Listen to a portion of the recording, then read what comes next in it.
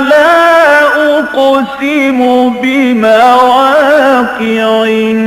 النجوم وإنه لقسم لو تعلمون عظيم إنه لقرآن كريم في كتاب مكنون لا يمسه إلا المطهرون تنزيل من رب العالمين.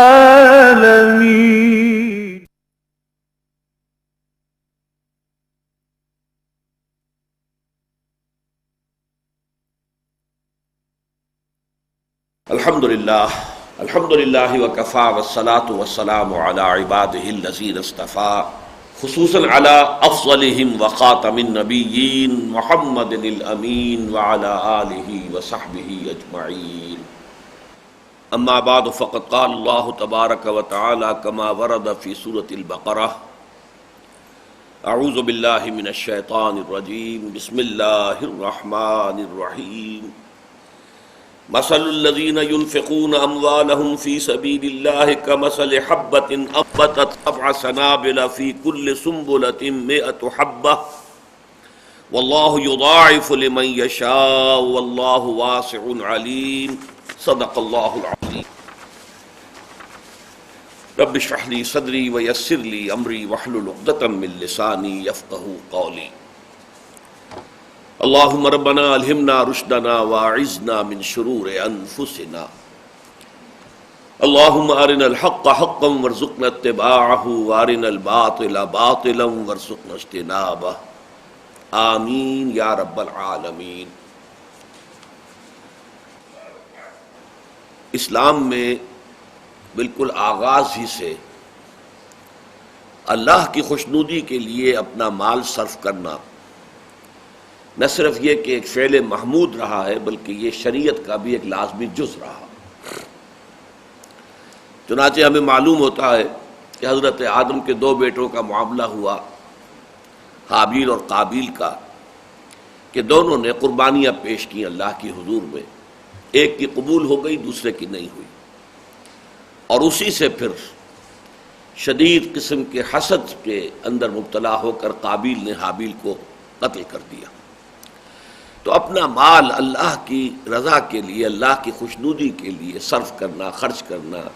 یہ گویا کہ ہمیشہ سے فطرت انسانی میں بھی شامل ہے. تبھی یہ حضرت آدم کے 2 بیٹوں کا معاملہ سامنے آتا ہے اور تمام آسمانی جو شرائع رہی ہیں ان سب میں بھی اس کا مقام رہا اور یہ یقیناً عبادات میں شامل رہا ہے. اس ضمن میں آج میں سب سے پہلے جبکہ ہم 2 رکوع آج ارادہ رکھتے ہیں کہ پڑھیں سورہ بقرہ میں جو اللہ تعالیٰ کی رضا کے لیے مال خرچ کرنے کے ضمن میں قرآن مجید کا ذروۂ سلام ہے. یہ جو 36واں اور 37واں رکوع ہے سورہ بقرہ کا اس موضوع پر قرآن مجید کا عظیم ترین بھی جامع ترین بھی مقام یہی ہے. لیکن اس کی تمہید کے طور پر میں آپ سے عرض کروں کہ سب سے پہلے تو 10 اصطلاحات سے اپنے آپ کو واقف بنا لیجئے کہ قرآن مجید میں اللہ کی رضا جوئی کے لیے اپنا مال خرچ کرنے کو کن کن اعتبارات سے اور کن کن اسلوبوں سے تعبیر کیا گیا. سب سے بنیادی اصطلاح جو سمجھیے کہ عرب جاہلیت کے اندر بھی ایک بہت بڑی نیکی سمجھی جاتی تھی وہ تھا بھوکوں کو کھانا کھلانا. اطعام الطعام. قرآن مجید میں بھی اس کا تذکرہ ملتا ہے. آپ کو معلوم ہے سورہ دہر میں فرمایا وَيُطْعِمُونَ الطَّعَامَ عَلَىٰ حُبِّهِ مِسْكِينًا وَيَتِيمًا وَأَسِيرًا. گویا کہ یہ بڑے محمود افعال میں سے ہے کہ کوئی شخص اس وقت جب کہ قحط کا عالم ہو اور خود بھی لالے پڑے ہوئے ہوں اس وقت انسان جو ہے وہ یتیم کو یا کسی قیدی کو، اس لیے کہ اس زمانے میں قیدی اس طرح کی جیلیں نہیں ہوتی تھی کہ جہاں انہیں راشن ملتا ہو، بلکہ کوئی شخص نادہندہ ہے اگر کسی کا اس نے اس سے قرض لینا تھا اور وہ نہیں واپس کر سکا ہے تو پھر وہ اس کے حوالے ہوتا تھا، وہ اپنے گھر میں باندھ کر رکھتا تھا. کچھ کھانے کو دے دیا تو دے دیا، نہیں تو فاقہ کرے. جب تک کہ اس کے اعزاء و اقارب آ کر اس کے پیسے ادا نہ کر دیں وہ شخص اسیر ہے اس کے پاس. تو ایسے حالات میں در حقیقت اسیروں کو بھی کھانا کھلانا جو ہے یہ ایک بڑا نیکی کا کام تھا. وَيُطْعِمُونَ الطَّعَامَ عَلَىٰ حُبِّهِ مِسْكِينًا وَيَتِيمًا وَأَسِيرًا. اسی طرح فرمایا گیا کہ کسی انسان کے اخلاق سے بالکل یا عاری ہونے کی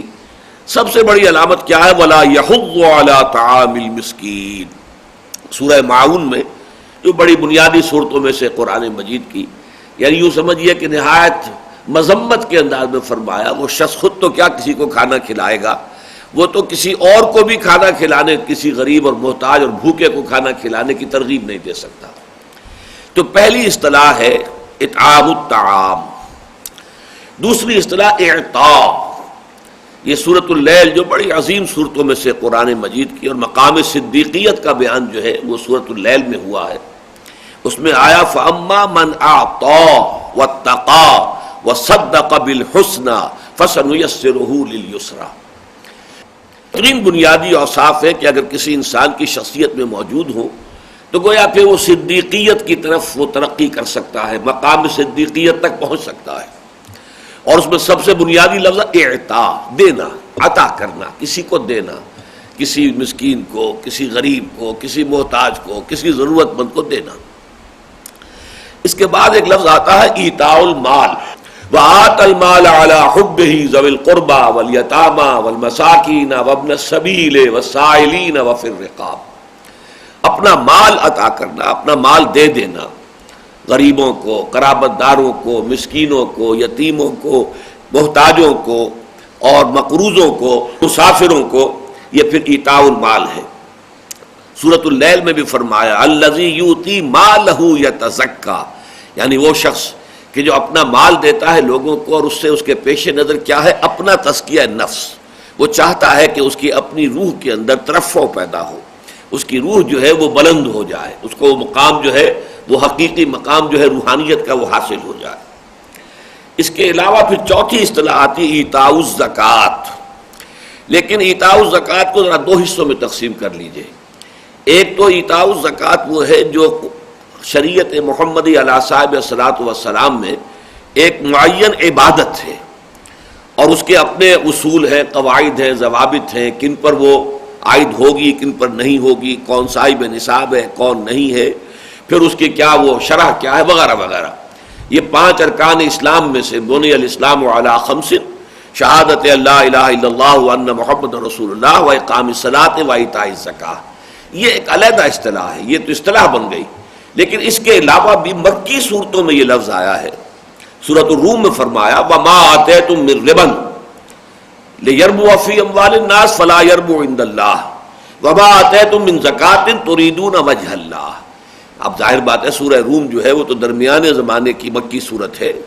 سن 7، 6، 7، 8 میں نازل ہوئی ہے. اس وقت تک زکوٰۃ ایک عبادت کے طور پر اور ایک رکن اسلام کے طور پر ابھی متعارف نہیں تھی. لیکن یہ کہ ان کے ہاں یہ تصور موجود تھا کہ مال خرچ کر کے انسان اپنی روح کی بالیدگی حاصل کر سکتا ہے، اور اس کے لیے وہ لفظ ایتاء زکوٰۃ ہی اس کو استعمال کرتے تھے. بعد میں اسی کے حوالے سے اسے ایک معین جو ہے اصطلاح بنا کر اور ارکان اسلام میں شامل کیا گیا. اسی طریقے سورہ حامیم السجدہ میں فرمایا وَوَيْلٌ لِّلْمُشْرِكِينَ الَّذِينَ لَا يُؤْتُونَ الزَّكَاةَ وَهُمْ بِالْآخِرَةِ هُمْ كَافِرُونَ. تو بڑی ہلاکت اور بربادی اور تباہی اور افسوس ہے ان مشرکین کے حق میں کہ جو تزکیے کے حصول کی کوشش نہیں کرتے، تزکیہ حاصل کرنے کے لیے اپنا مال خرچ نہیں کرتے، اور آخرت کے تو وہ سرے سے منکر ہیں. تو یہ جو ایتاء الزکوٰۃ ہے یہ عمومی طور پر گویا کہ جو وہ اس معین زکوٰۃ سے علیحدہ. یہی وجہ ہے کہ ہم دیکھتے ہیں کہ جو ہم پڑھ چکے ہیں آیت البر، اس میں ان دونوں کا علیحدہ علیحدہ تذکرہ موجود ہے. وَآتَى الْمَالَ عَلَىٰ حُبِّهِ ذَوِي الْقُرْبَىٰ وَالْيَتَامَىٰ وَالْمَسَاكِينَ وَابْنَ السَّبِيلِ وَالسَّائِلِينَ وَفِي الرِّقَابِ وَأَقَامَ الصَّلَاةَ وَآتَى الزَّكَاةَ. ایتاء الزکوٰۃ جو ہے وہ گویا کہ علیحدہ سے موجود ہے وہاں پر، اور اس سے پہلے جو ایتاء مال ہے وہ اس کے علاوہ ہے. اس پر ہم پڑھ بھی چکے ہیں جب آیت بر کا مطالعہ کر رہے تھے. اسی طرح پھر چھٹی اصطلاح صدقات. صدقات میں در حقیقت کسی انسان کی شرافت کا ثبوت ہے، اس کے ایمان کی صداقت کا ایک ثبوت بن جاتے ہیں. وہ اللہ کی راہ میں صدقہ دیتا ہے، خرچ کرتا ہے، اللہ کی رضا کے لیے اپنا مال صرف کرتا ہے. صدقات یہاں تک کہ یہ لفظ زکوٰۃ کے لیے بھی آیا ہے، بلکہ سورہ توبہ میں جو آیت بہت مشہور ہے کہ جس میں زکوٰۃ کے مصارف کا بیان آیا ہے، وہاں صدقات کا لفظ آیا، زکوٰۃ کا لفظ نہیں، انما الصدقات للفقراء والمساکین الی آخر الآیہ۔ پھر اس کے بعد ایک اصطلاح آتی ہے انفاق مال، یہ بھی دو جگہ آئے گی، ایک انفاق ہے مطلقاً، ایک انفاق ہے فی سبیل اللہ، ان دونوں میں بڑا فرق ہے، زمین و آسمان کا فرق ہے۔ اس لیے کہ انفاق مال خرچ کرنا، وہ جیسا کہ میں ابھی مزید وضاحت کروں گا، کسی بھی مد میں مال خرچ کیا اللہ کے رضا کے لیے تو وہ انفاق ہوگا۔ انفاق فی سبیل اللہ یہ در حقیقت جہاد بالمال کا نام ہے۔ جہاد فی سبیل اللہ ہے باموالکم وانفسکم، جہاد دو چیزوں سے ہوتا ہے، یا مال سے جہاد ہوگا یا جان سے جہاد ہوگا۔ تو یہ جو مال کے ذریعے سے جہاد ہوتا ہے اللہ کی راہ میں، یعنی اللہ کے دین کی اشاعت، اس کو دنیا میں عام کرنا اور اسے قائم کرنا، نافذ کرنا، اس کا بول بالا کرنا، اس جد و جہد کے جو مالی تقاضے ہیں ان کو پورا کرنے کے لیے خرچ کیا جائے، وہ ہے انفاق فی سبیل اللہ۔ تو مجرد انفاق وہ تو گویا کہ تمام جو بھی مدیں ہو سکتی ہیں اللہ کے رضا کے لیے پیسے خرچ کرنے کی، ان سب کو کور کر لے گا، لیکن انفاق فی سبیل اللہ خاص طور پر اللہ کے دین کی جد و جہد میں، جس کے لیے کہ دوسری اصطلاح قرآن مجید میں ہے جہاد فی سبیل اللہ بالمال، وجاہدوا فی سبیل اللہ باموالکم وانفسکم۔ اور جو آخری اور 10ویں اصطلاح ہے وہ ہے اقراض اللہ، اللہ کو قرض دینا۔ من ذا الذی یقرض اللہ قرضا حسنا، کون ہے وہ جو ہمت کرے اللہ کو قرض حسنا دینے کی؟ تو یہ قرض حسنا بھی وہی ہے جو اللہ کے دین کے لیے خرچ ہو رہا ہو، اس لیے کہ دین اللہ کا ہے، اس کا جھنڈا بلند کرنا ہے، اس کا کلمہ بلند کرنا ہے۔ اس حوالے سے اگر اس کے لیے کوئی مال خرچ ہو رہا ہے تو اسے اللہ تعالیٰ اپنے ذمے قرض سے تعبیر کرتے ہیں، گویا کہ جیسے نصرت ہے، کونوا انصار اللہ، اللہ کے مددگار بنو۔ اللہ کے دین کی سربلندی کے لیے آدمی تن من دھن لگاتا ہے اور اپنا وقت لگا رہا ہے، اپنی قوتیں صرف کر رہا ہے، صلاحیتیں لگا رہا ہے، تو یہ کیا ہے؟ یہ اللہ کی نصرت ہے، اس لیے کہ دین اللہ کا ہے۔ اور اس میں جو مال خرچ کر رہا ہے اسے اللہ اپنے ذمے قرض حسنہ سے تعبیر کر رہے ہیں۔ تو یہ 10 اصطلاحات ہو گئی۔ پھر گن لیجئے، اطعام الطعام، ایتاء المال، ایتاء الزکاہ، لیکن وہ دو شکلوں میں، ایک ہے معین عبادت اور ایک ہے عموم۔ پھر صدقات، پھر انفاق، وہ بھی ایک ہے عام، ایک ہے انفاق فی سبیل اللہ، پھر ہے جہاد بالمال، پھر ہے اقراض اللہ، اللہ کو قرض حسنہ دینا۔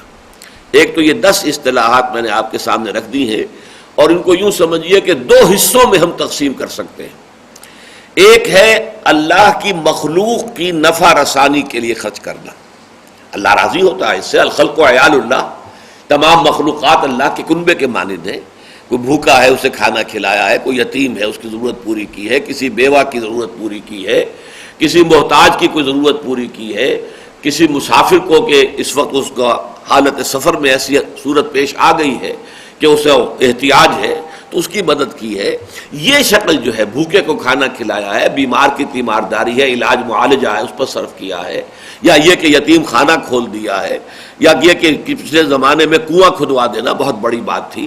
یہ کام کیا ہے؟ اس کو ہم کہیں گے صدقات، اس کو کہیں گے خیرات، خلق خدا کی ضروریات کی بہم رسانی کے لیے پیسہ خرچ کرنا۔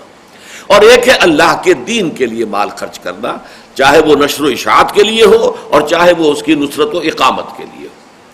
اب دوسری بات میں تمہیداً آج یہ چاہوں گا کہ ذرا ہم جائزہ لے لیں کہ یہ موضوع اب تک سورہ بقرہ میں کتنی مرتبہ آ چکا ہے، چونکہ میں نے کئی مرتبہ آپ کو گنوایا کہ سورہ بقرہ کا جو نصف ثانی ہے، دوسرا آدھا حصہ جو ہے، جو اس کا 19ویں رکوع سے شروع ہوتا ہے، اس میں 4 ڈوریاں ہیں مضامین کی۔ 2 کا تعلق ہے احکام شریعت سے، ان میں سے ایک عبادات اور دوسری معاملات سے متعلق، 2 کا تعلق ہے جہاد فی سبیل اللہ سے، جن میں سے ایک قتال فی سبیل اللہ، ایک انفاق فی سبیل اللہ۔ تو یہ جو ڈوری ہے انفاق فی سبیل اللہ کی یا صدقات کی، سورہ بقرہ میں ایک تو بالکل آغاز میں کا جو پہلا جو حصہ ہے اس میں بھی فرمایا ھدی للمتقین الذین یؤمنون بالغیب ویقیمون الصلاۃ ومما رزقناہم ینفقون۔ تو یہاں مطلق انفاق کا لفظ آیا ہے، اس میں فی سبیل اللہ کا لفظ نہیں ہے، یعنی یہ کہ دونوں مدیں اس میں کور ہو جائیں گی۔ پھر فرمایا ہے یہ وَأَقِيمُوا الصَّلَاةَ وَآتُوا الزَّكَاةَ وَارْكَعُوا مَعَ الرَّاكِعِينَ، یہ بنی اسرائیل سے خطاب میں 5ویں رکوع میں پھر یہ آیت آئی ہے۔ نصف ثانی میں جو ڈوری ہے اس کو نوٹ کرتے جائیے۔ سب سے پہلے تو عظیم ترین آیت البر، وَآتَ الْمَالَ عَلَى حُبِّهِ ذَوِي الْقُرْبَى وَالْيَتَامَى وَالْمَسَاكِينَ وَابْنَ السَّبِيلِ وَالسَّائِلِينَ وَفِي الرِّقَابِ وَأَقَامَ الصَّلَاةَ وَآتَ الزَّكَاةَ، یہاں دونوں کو کور کر لیا ہے۔ ایک یہ کہ زکوٰۃ کی معین عبادت کا تذکرہ بھی آ گیا، اور اس کے علاوہ جیسا کہ میں حدیث آپ کو سنا چکا ہوں، حضور نے فرمایا ان فی المال لحقا سوى الزکاۃ، یہ نہ سمجھنا کہ زکوٰۃ ادا کر دیا تو بس مال میں جو حق اللہ کا تھا وہ پورا کا پورا ادا ہو گیا، نہیں، تمہارے مالوں میں زکوٰۃ کے علاوہ بھی اللہ کا حق ہے۔ ان فی المال لحقا سوى الزکاۃ، زکوٰۃ کے علاوہ، اور پھر آپ نے یہی آیت جو ہے پڑھی اس کو ثبوت کے طور پر۔ اس کے بعد ہم دیکھتے ہیں کہ یہ تو آیت نمبر 177 تھی، پھر آیت نمبر 195 میں آیا وَأَنفِقُوا فِي سَبِيلِ اللَّهِ وَلَا تُلْقُوا بِأَيْدِيكُمْ إِلَى التَّهْلُكَةِ وَأَحْسِنُوا إِنَّ اللَّهَ يُحِبُّ الْمُحْسِنِينَ، دیکھو اہل ایمان، اللہ کی راہ میں خرچ کرو۔ اب یہاں آ گیا انفاق فی سبیل اللہ، اس لیے کہ اب قتال فی سبیل اللہ اور انفاق فی سبیل اللہ، یہ ڈوریاں جو ہیں یہ شروع ہو چکی ہیں۔ پھر فرمایا ہے آیت نمبر 215 میں یسألونک ماذا ينفقون قل ما انفقتم من خیر فللوالدین والاقربین والیتامی والمساکین وابن السبیل، یہ پھر وہ پہلی مد آ گئی۔ یہ پوچھتے ہیں نبی کہ کیا خرچ کریں؟ فرمایا جو بھی خرچ کرو وہ تمہارے والدین کے لیے ہے، تمہارے قرابت داروں کے لیے، یتیموں کے لیے، مساکین کے لیے ہے۔ لیکن پھر فوراً ہی چوتھی آیت کے بعد پھر فرما دیا وَيَسْأَلُونَكَ مَاذَا يُنْفِقُونَ قُلِ الْعَفْوَ، پوچھتے ہیں کتنا خرچ کریں؟ کہیے جو بھی ضرورت سے زائد ہے، جو تمہاری ضروریات ہیں وہ پوری کرو، باقی جو بھی بچ گیا ہے اسے جمع نہ کرو۔ جمع مالا وعددہ یحسب ان مالہ اخلدہ، یہ چیز اللہ کو پسند نہیں ہے۔ جس نے آج تمہاری ضرورت پوری کی ہے وہ کل بھی کرے گا۔ آج اگر تمہارے پاس کوئی بچ گیا تو دے دو، اللہ کی راہ میں دے دو، چاہے کسی مسکین کو، یتیم کو دے دو، کسی ضرورت مند کو، بھوکے کو دے دو، یا پھر اللہ کی راہ میں اللہ کے دین کی جد و جہد کے لیے دے دو۔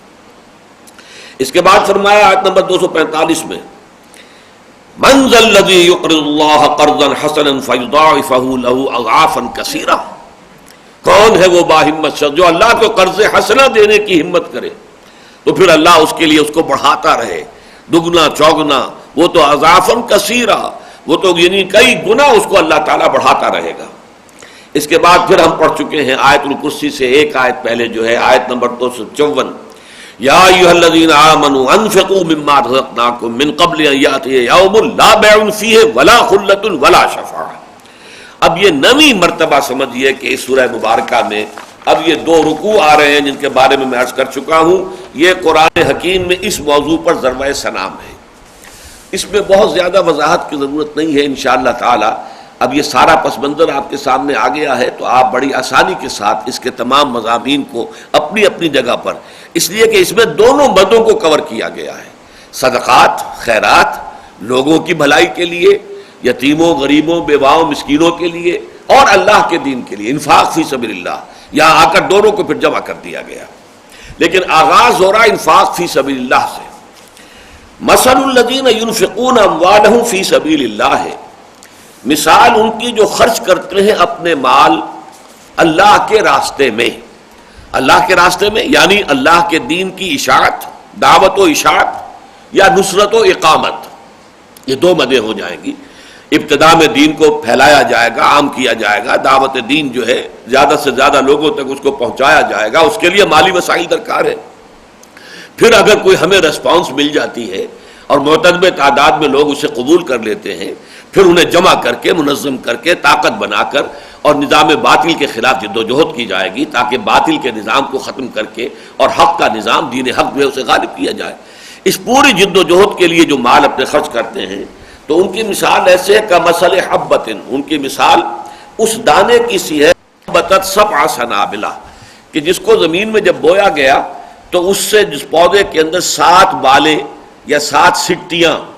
یہ جو ہے جو مختلف گندم کی بالیں کہلاتی ہیں، مکئی کے یہ سٹے ہوتے ہیں، تو ظاہر بات ہے کہ وہ ایک ہی گندم کے دانے سے وہ پودا جو ہے وجود میں آیا ہے، ایک ہی مکئی کا دانہ ہے جس سے کہ وہ پودا وجود میں آیا ہے، اس میں 7 لگے ہوئے ہیں وہ جس کو ہم سٹیاں کہتے ہیں۔ تو فرمایا فی کل سنبلۃ 100 حبہ، اور ہر ایک سٹی میں یا ہر ایک بال میں اس کے اندر 100 دانے موجود ہیں، یعنی ایک دانے سے 700 دانے تم دیکھ رہے ہو، تمہارے مشاہدے میں ہے کہ اس دنیا کے اندر وجود میں آ رہے ہیں۔ ایک دانہ تم نے بویا تھا، اس سے 700 دانے تمہیں حاصل ہو گئے۔ گویا کہ اسی طریقے سے اللہ کی راہ میں جو مال خرچ کرو گے تو 700 گنا اس کے ثواب کی امید رکھو کہ اللہ تعالیٰ اس کا ثواب تمہیں دے گا، اسے بدلہ دے گا اس کا 700 گنا۔ اور اسی پر اکتفا نہیں، واللہ یضاعف لمن یشاء، اور بھی دگنا کرے گا، بڑھائے گا، چوگنا کرے گا اللہ جس کے لیے چاہے گا۔ واللہ واسع علیم، اللہ بڑی وسعت والا ہے۔ یہ نہ سمجھو کہ اس کے خزانے جو ہیں وہ کیسے متحمل ہوں گے اتنے اجر و ثواب کے، اتنی مخلوق ہوگی کہ جس نے اللہ کی راہ میں اس طرح اپنا مال خرچ کیا ہے، کتنا مال خرچ ہوا ہوگا، اور اس کا اگر اس طریقے سے 700 گنا اور 7000 گنا اجر و ثواب دینے کا مرحلہ آیا تو کیسے پورا ہوگا۔ اللہ کی تم وسعتوں کا اندازہ نہیں کر سکتے، اس کے خزانے اتھاہ ہیں۔ واللہ واسع علیم، اور وہ اسے خوب معلوم ہے کہ کون ہے میرا وہ بندہ جو خالص میری رضا کے حصول کے لیے اور میرے دین کے پیغام کی نشر و اشاعت کے لیے یا میرے دین کی اقامت کی جد و جہد میں اپنا مال خرچ کر رہا ہے۔ الذین ينفقون اموالهم فی سبیل اللہ ثم لا یتبعون ما انفقوا منا ولا اذى لهم اجرهم عند ربهم ولا خوف علیہم ولا هم يحزنون۔ وہ لوگ کہ جو خرچ کرتے ہیں اپنے مال اللہ کی راہ میں، اس کی وضاحت میں کر چکا ہوں، دین کی دعوت و اشاعت اور نصرت و اقامت میں۔ ثم لا یتبعون ما انفقوا منا ولا اذى، پھر یہ کہ وہ اب جو بھی انہوں نے خرچ کیا ہوتا ہے اس کے بعد میں کہیں اس کو جتلاتے نہیں ہیں، کسی کو تکلیف نہیں دیتے ہیں، اس لیے کہ ہو سکتا ہے کہ یہ مال، جیسا کہ یہ مضمون کے آخر میں آئے گا بالکل، کہ وہ اللہ کے بندے کہ جنہوں نے اپنے آپ کو دین کی خدمت کے لیے اس طرح سے ہمتن لگا دیا ہو کہ وہ اپنی معاشی ضروریات پوری خود نہ کر سکتے ہوں، تو ان کو مال دینا اپنا تاکہ ان کی ضروریات پوری ہو سکے، یہ انفاق فی سبیل اللہ کی سب سے احسن، سب سے اعلیٰ، سب سے ارفع شکل ہے۔ اس حوالے سے اگر کسی ایسے اللہ کے بندے کو آپ نے اس کے ساتھ کوئی تعاون کیا ہے اور پھر جتلا دیا، کبھی احسان دھر دیا اس پر، اس کے لیے کوئی اذیت بخش بات کہہ دی کہ معلوم ہو کہ تم میرے زیر بار احسان ہو، تو اس کے بعد تو گویا کہ وہ بات جو ہے وہ آپ کا صدقہ یا خیرات یا جو آپ نے انفاق کیا تھا وہ باطل ہو جائے گا۔ لیکن جو لوگ ان دونوں چیزوں سے بچے رہیں، الذین ينفقون اموالهم فی سبیل اللہ، یقیناً وہ لوگ کہ جو خرچ کرتے ہیں اپنے مال اللہ کے راہ میں، ثم لا یتبعون ما انفقوا منا ولا اذى، پھر جو بھی انفاق انہوں نے کیا ہوتا ہے اس کے بعد نہ تو جتلاتے ہیں نہ تکلیف دیتے ہیں، لہم اجرہم عند ربہم، ان کا اجر تو ان کے رب کے پاس ہے ہی، وہ تو پہلی آیت میں آ چکا ہے، 700 گنا، بلکہ اس سے بھی دگنا چوگنا 10 گنا جتنا اللہ چاہے گا۔ مزید یہ کہ ولا خوف علیہم ولا هم يحزنون، ان پر نہ کوئی خوف رہے گا اور نہ ہی وہ حزن سے دوچار ہوں گے۔ اور یہ کیفیات اچھی طرح نوٹ کر لیجئے کہ صرف آخرت سے متعلق نہیں ہے، آخرت کا تو ہے ہی ہے، جب اللہ تعالیٰ انہیں جنت میں داخل کر دے گا تو اب خوف اور حزن دونوں سے ہمیشہ ہمیشہ کے لیے ان کو نجات ہو گئی، لیکن یہ کیفیت دنیا میں بھی انہیں حاصل ہوتی ہے۔ ایمان کا اصل حاصل یہی ہے، زوال خوف و حزن۔ الا ان اولیاء اللہ لا خوف علیہم ولا هم يحزنون الذین آمنوا وكانوا يتقون لهم البشرى فی الحیاۃ الدنیا والآخرہ۔ اللہ کے جو ولی ہوتے ہیں، دوست ہوتے ہیں، جن کا کہ واقعتاً مخلصانہ تعلق ہے قلبی اور روحانی اللہ کے ساتھ، تو ان کے لیے کوئی خوف اور حزن اس دنیا کی زندگی میں بھی نہیں ہے۔ اس دنیا کی زندگی میں بھی بشارتیں ہی بشارتیں ہیں، اور باقی یہ کوئی علیحدہ مخلوق نہیں ہے۔ پچھلے درس میں ہم دیکھ چکے ہیں، انسان ہی ہوتے ہیں وہ جو حقیقت ایمان سے بہرہ ہوں اور جن کی زندگیوں میں حقیقی تقوی جو ہے وہ پیدا ہو جائے، وہ اللہ کے ولی ہیں۔ قول معروف و مغفرۃ خیر من صدقۃ یتبعها اذى، اب اس کو دوبارہ انداز میں بیان کیا، اچھی بات کہہ دینا یا یہ ہے کہ درگزر کرنا، یہ کہیں بہتر ہے اس سے کہ صدقہ دیا جائے، خیرات کی جائے، کسی ضرورت مند کو دیا جائے، اور پھر اس کے بعد یتبعها اذى، پھر اسے تکلیف پہنچائی جائے، کوفت پہنچائی جائے، اس کی عزت نفس کو ٹھیس پہنچائی جائے، بجائے اس کے کہ آپ دے کر اور پھر یہ کام کریں، اس سے بہتر ہے کہ آپ بھلے طریقے سے معذرت کر لیں۔ فرض کیجئے کسی سائل نے آ کر آپ سے سوال کیا ہے، کیونکہ یہاں پر میں نے عرض کیا دونوں چیزیں یہاں پر موجود ہیں، صدقہ و خیرات بھی ہے اور انفاق فی سبیل اللہ بھی ہے۔ پہلی دونوں آیتیں انفاق فی سبیل اللہ کے ضمن میں آئی ہیں، اب یہ آیت صدقے کے ضمن میں آئی ہے۔ صدقہ تو یہ کہ کوئی شخص آیا ہے کوئی مانگ رہا ہے آپ سے، سائل ہے، آپ نے دے تو دیا لیکن کوئی جملہ بھی ایسا کہہ دیا جو جا کر اس کے دل میں تیر کی طرح ترازو ہو گیا، اس کی عزت نفس کو آپ نے ٹھیس بھی پہنچا دی. تو اس سے کہیں بہتر تھا کہ تم بڑے انداز میں اس سے عذر کر لیتے، معذرت کر لیتے، نہیں بھائی معاف کرو، میں اس وقت آپ کی مدد کرنے کی پوزیشن میں نہیں ہوں. اور یہ کہ درگزر بھی کرتے، اگر اس نے آپ سے سوال بھی کیا ہے، بسا اوقات آدمی غصہ بھی آتا ہے کہ میں نے ایک دفعہ معذرت کی ہے لیکن نہیں مان رہا ہے، پھر مانگ رہا ہے. لیکن یہ کہ اس سے بہتر ہے کہ تم اس سے اچھے طریقے سے معذرت کر لو اور اس سے درگزر کرو. اگر اس نے ایک کے بعد دوسری مرتبہ بھی تم سے سوال کیا ہے تو یہ کہیں بہتر ہوگا اس سے کہ تم صدقہ تو دو، خیرات تو کرو، اس سائل کو کچھ دو تو صحیح، لیکن اس کے اوپر پھر اس کو تکلیف پہنچاؤ. واللہ غنی حلیم، اور جان لو کہ اللہ غنی ہے اور حلیم ہے. یہاں کیوں اس کا حوالہ دیا نوٹ کیجئے، اس لیے کہ تم جو سائل کو دے رہے ہو در حقیقت اللہ کو دے رہے ہو. یہ سائل جو ہے اس کا ہاتھ در حقیقت اللہ کا ہاتھ ہے، اس لیے کہ الخلق عیال اللہ، مخلوقات تو تمام کی تمام جو ہے اللہ کے کنبے کے مانند ہیں. حدیث قدسی میں بھی آتا ہے، اے میرے بندے میں بھوکا تھا، میں نے تجھ سے کھانا طلب کیا تھا،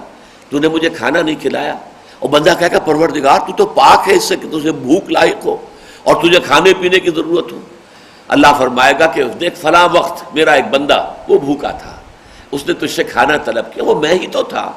در حقیقت وہ میرا بندہ، میری مخلوق، میرے ہی کنبے کا ایک فرد تھا جس نے تجھ سے مانگا تھا. تو گویا کہ میں مانگ رہا تھا اور تو نے مجھے دھتکار دیا.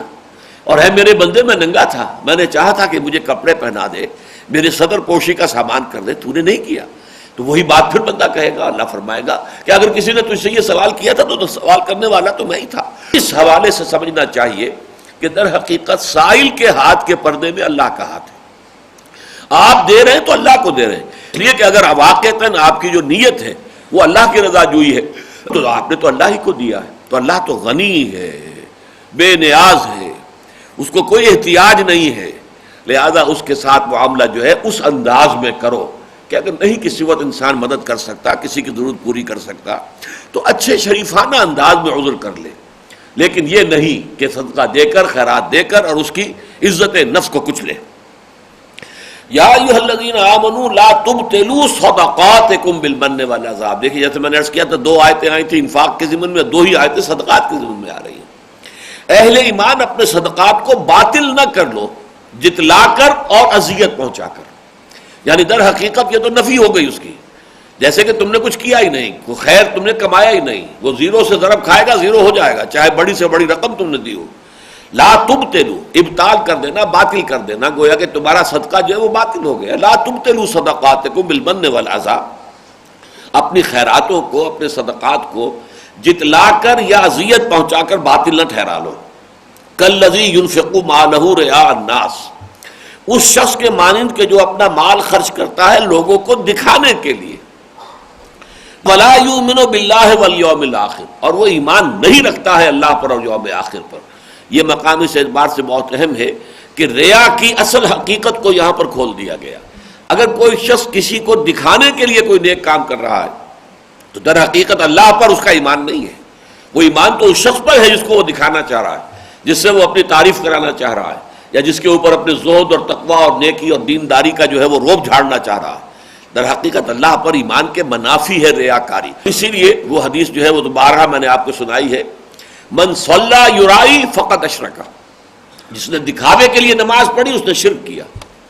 ومن صام یرائی فقط اشرک، جس نے دکھاوے کے لیے روزہ رکھا اس نے شرک کیا. ومن تصدق یرائی فقط اشرک، اور جس نے دکھاوے کے لیے صدقہ اور خیرات کا معاملہ کیا اس نے بھی شرک کیا. تو یہاں پر بھی اس کو کہا جا رہا ہے کہ وہ ایمان نہیں رکھتا اللہ پر اور یوم آخر پر. کالذی ينفق مالہ رئاء الناس ولا یؤمن باللہ والیوم الآخر. اب اس کی تمثیل بیان کی جا رہی ہے اور آگے چل کر اس کی ایک تمثیل اور بھی آئے گی. اور قرآن مجید میں 3 مقامات پر اور بھی یہ ریاکارانہ جو نیکیاں کی جاتی ہیں دنیا میں، ان کی جو تماثیل آئی ہیں کہ ان کی کوئی حقیقت اللہ کے میزان میں نہیں ہے. قیامت کے دن ان میں کوئی وزن نہیں ہوگا. تو پہلے یہ تمثیل پڑھ لیجئے، فَمَثَلُهُ كَمَثَلِ صَفْوَانٍ عَلَيْهِ تُرَابٌ فَأَصَابَهُ وَابِلٌ فَتَرَكَهُ صَلْدًا. اس کی مثال ایسے چٹان کی ہے جس پر کچھ مٹی جم گئی تھی. اب اس کو وہ لوگ اچھی طرح کر سکتے ہیں اپریشیٹ جو پہاڑی علاقوں میں رہتے ہیں یا جاتے ہیں دیکھتے رہتے ہیں. ظاہر بات ہے پہاڑ ہے، ڈھلوان چلی آ رہی ہے، کسی جگہ پر کوئی چٹان ایسی نکل کر کھڑی ہو گئی ہے کہ اس پر کچھ تھوڑی سی جگہ بن گئی ہے کہ جو ہموار ہے، اور اس پر مٹی بھی جم گئی ہے، لیکن وہ بڑی مٹی، اس کی تہ جو ہے بڑی چھوٹی سی ہوتی ہے، ظاہر بات ہے چٹان کے اوپر مٹی کی تہ ہے۔ اب کسی کسان نے وہاں بھی کوئی تھوڑا سا ہل ول چلایا، کوئی بیج ڈالے، وہ کھیتی ہو گئی۔ لیکن اگر زوردار بارش آئے گی تو وہ بارش ساری اس مٹی کو بھی بہا کے لے جائے گی اور اس کھیتی کو بھی لے جائے گی، اس لیے کہ چٹان تو ننگی چٹان نیچے سے نکل آئے گی، اس لیے کہ بارش جب آئے گی تو وہ تھوڑی سی جو اس کے اوپر تہ مٹی کی آئی تھی جس پر اس نے اپنی کھیتی جو ہے اس کی بساط جما لی تھی، لیکن وہ تو اس مٹی سمیت وہ کھیتی بھی ختم ہو جائے گی، کچھ نہیں رہے گا۔ فَمَثَلُهُ كَمَثَلِ صَفْوَانٍ، اس کی مثال تو اس چٹان کی سی ہے، عَلَيْهِ تُرَابٌ، اس پہ کچھ مٹی جم گئی۔ اب یہاں پہ اس کو حذف کر دیا گیا کہ اس میں کسی نے کچھ بیج ڈال دیے، کچھ وہ چیز جو ہے اس کے اندر کاشت کر لی۔ فَأَصَابَهُ وَابِلٌ، اب اس کے اوپر ایک زوردار میہ پڑا، موسلادھار بارش آئی، فَتَرَكَهُ صَلْدًا، تو وہ ساری مٹی اور کھیتی جو تھی اس کو بہا کر وہ پانی لے گیا اور وہ چٹان ننگی نیچے سے برآمد ہو گئی۔ لا يقدرون على شيء مما كسبوا، انہیں اب کچھ قدرت حاصل نہیں ہے اس ساری محنت پر جو انہوں نے کی۔ ظاہر بات ہے وہ مٹی جمی ہوئی تھی، تہ تھی مٹی کی وہاں پر، اس میں بیج ڈالا ہے، اس کے کچھ پانی وانی کا اہتمام بھی کیا ہوگا، محنت تو کی ہے، تو جو بھی وہ بیج بھی ڈالا تھا وہ بھی گیا اور ان کی جو محنت تھی وہ بھی ختم ہوئی۔ لا يقدرون على شيء مما كسبوا، جو محنت انہوں نے کی تھی، جو انویسٹمنٹ اس میں کی تھی، اب اس میں سے کسی شے پر بھی انہیں کوئی مقدرت حاصل نہیں رہی، اس میں سے کوئی شے اب انہیں ملنے والی نہیں ہے، کوئی ان کے ہاتھ آنے والی کوئی شے نہیں رہی۔ واللہ لا يهدي القوم الكافرین، اور اللہ ایسے کافروں، ایسے ناشکروں کو ہدایت نہیں دیا کرتا۔ یعنی در حقیقت ریاکاری کفر ہے، ریاکاری جو ہے وہ ناشکری بھی ہے، اور ناشکری کے ساتھ ساتھ اس کو اگر کفری کے دوسرے معنی بھی لیے جائیں، چونکہ پہلے آ چکا ہے لا یؤمن باللہ ولا بالیوم الآخر، وہ تو ایمان رکھتا ہی نہیں اللہ پر اور یوم آخر پر، جو ریاکارانہ صدقات دے رہا ہے، لوگوں کو دکھاوے کے لیے خیرات کر رہا ہے۔ اب اس کے برعکس مثال آئی، وَمَثَلُ الَّذِينَ يُنْفِقُونَ أَمْوَالَهُمْ ابْتِغَاءَ مَرْضَاتِ اللَّهِ وَتَثْبِيتًا مِنْ أَنفُسِهِمْ، اور مثال ان لوگوں کی جو خرچ کرتے ہیں اپنا مال اللہ کی رضا کے حصول کے لیے اور اپنے عزم کی پختگی کے ساتھ، یعنی ان کے اپنے اندر ایک ارادہ ہے، نیکی کا ارادہ ہے، خرچ کرنا چاہتے ہیں، تو یہ ہے تثبیتا من انفسہم، پورے ثبات نفس کے ساتھ، پورے ارادے کے ساتھ۔ ایسا نہیں ہے کہ ایک وقت میں کہیں گئے تھے، کہیں کوئی جلسہ ہوا اور وہاں کسی نے واعظ نے واعظ ایسا کہہ دیا کہ فوراً جیب سے پیسے نکل آئے، تو وہ تو اصل میں وقتی آپ کا جوش تھا۔ ایک ہے تثبیتا من انفسہم، ٹھنڈے حالات میں غور و فکر کر کے، سوچ بچار کر کے، ایک ارادے کے ساتھ آدمی خرچ کرتا ہے کہ میں اللہ کی رضا جوئی کے لیے یہ خرچ کر رہا ہوں، یہ کوئی وقتی جذباتی کسی لہر میں آ کر نہیں۔ تثبیت من انفسہم، اپنی جان کی طرف سے ثبات اور عزم کے ساتھ وہ خرچ کرتے ہیں اور پیش نظر ہے اللہ کی رضا، مرضات اللہ۔ کمثل جنۃ بربوۃ اصابها وابل فآتت اکلها ضعفین فإن لم يصبها وابل فطل، تو اس کی مثال اس باغ کی سی ہے جو بلندی پر ہوتا ہے، اگر وہاں بارش آتی ہے زوردار تو اس کا پھل آتا ہے دگنا، اور اگر بارش زوردار نہ بھی آئے اور تھوڑی سی کوئی پھوار پڑے تو وہ بھی اس کے لیے کافی ہوتی ہے۔ اب یہ جو ہے تمثیل، اس کو سمجھنے کے لیے بھی قرآن مجید میں چونکہ ہمیشہ آتا ہے جنات تجری من تحتہا الانہار، اب اس کا ترجمہ تو لفظی طور پر تو اکثر جب آپ لفظی ترجمے دیکھیں گے وہ باغات جن کے نیچے نہریں بہتی ہوں گی، تو ایک عجیب سا تصور سامنے آتا ہے کہ باغ کے نیچے نہر کا مطلب کیا ہے۔ اسی طریقے سے بلکہ میں نے دیکھا کہ جب فرعون کے بارے میں قرآن میں آیا ہے کہ اس نے کہا الیس لی ملک مصر وہذہ الانہار تجری من تحتی، کیا یہ مصر کی حکومت میری نہیں ہے اور یہ ساری نہریں میرے تحت نہیں بہہ رہی ہیں؟ اب اس کا ترجمہ بھی یہ کیا ہے کہ در حقیقت اس نے اپنے محل کے نیچے نہریں نکالی ہوئی تھی، اس کے محل کے نیچے نہریں چل رہی تھی، حالانکہ اس تکلف کی ضرورت ہی نہیں ہے۔ وہاں اس سے مراد یہ ہے کہ سارا اریگیشن سسٹم میرے کنٹرول میں ہے، میں جس کو چاہوں پانی دوں، جس کا چاہوں بوگا بند کر دوں۔ الیس لی ملک مصر، کیا مصر کی حکومت اور حاکمیت میرے ہاتھ میں نہیں ہے؟ وہذہ الانہار تجری من تحتی، اور یہاں جو بھی خوشحالی ہے وہ در حقیقت اس نیل کے پانی کی جو ہے اسی سے، جو بھی سیرابی ہے اور اریگیشن ہے اسی سے ہے، جس کے پاس جو بھی کچھ ہے وہ اسی کا ثمر ہے، اور یہ میں جس کو چاہوں دوں، جس کو چاہوں روک دوں۔ اسی طرح یہ جو جنت کا تذکرہ ہوتا ہے، اس کے نیچے نہریں بہتی ہوں گی، تو یہ ایک بڑا فطری قسم کی پلانٹیشن جو ہوتی ہے. ایک باغ تو وہ ہوتا ہے جو کہ آپ نے لگایا ہے، ہموار زمین ہے، اور اس کے اندر آپ نے جو ہے وہ کھیت اپنے پودے لگائے ہیں، جیسے کہ ہمارے ہاں آپ کو معلوم ہے کہ چاہے وہ سنتروں کی اور کنوں کی اور مالٹوں کے یا آموں کے باغات ہیں، وہ تو ہموار زمین پر ہوتے ہیں. ایک یہ کہ ایک نیچرل ہوتا ہے معاملہ کہ جیسے پہاڑی، اور چونکہ عرب کا سارا معاملہ جو ہے وہ پہاڑی حجاز، سارا کا سارا قرآن تو حجاز میں نازل ہوا ہے، شمال سے لے کر جنوب تک، طائف ہو یا تبوک ہو، وہاں سے لے کے یہاں تک یہ سب حجاز ہے، مدینہ ہو یا مکہ ہو، یہ سب حجاز ہے، یہ سارا یہ علاقہ جو پہاڑی ہے.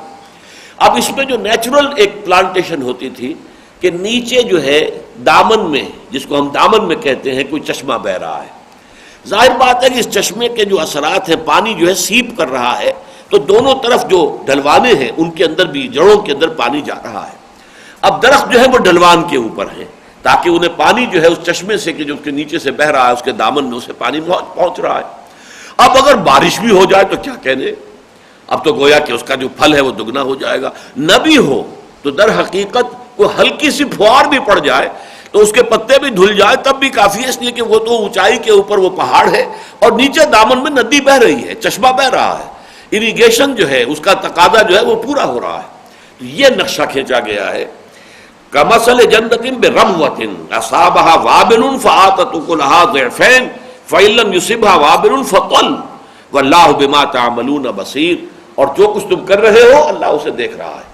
یعنی کون اللہ تعالیٰ کی رضا کے لیے خرچ کر رہا ہے، کون ریاکارانہ خرچ کر رہا ہے، اللہ دیکھ رہا ہے، اللہ کے علم میں ہے. اس کو اللہ کے علم سے خارج نہ سمجھو، یہ نہ سمجھو کہ اللہ کو معلوم نہیں ہے. اب ایک اور تمثیل آ رہی ہے اسی ریاکارانہ خرچ کی. اَيَوَدُّ أَحَدُكُمْ أَن تَكُونَ لَهُ جَنَّةٌ مِّن نَخِيلٍ وَأَعْنَابٍ تَجْرِي مِن تَحْتِهَا الْأَنْهَارُ، کیا تم میں سے کوئی شخص اسے پسند کرے گا کہ اس کا ایک باغ ہو جو کھجوروں کا ہو اور اس میں انگور کی بیلیں بھی ہو، تجری من تحت الانہار، اب آ گیا وہی، اور ان کے نیچے سے یعنی اس کے دامن میں ندی بہ رہی ہے، چشمے رواں ہیں، لہو فیہا من کل الثمرات، اور اسے اپنے اس باغ سے ہر طرح کا میوہ مل رہا ہے، کھجور بھی مل رہی ہے، انگور بھی مل رہے ہیں، اور بھی فرض کیجئے کوئی اور بھی درخت اس نے لگا رکھے ہیں، اسے میوہ مل رہا ہے. لہو فیہا من کل الثمرات واصابہ الکبر،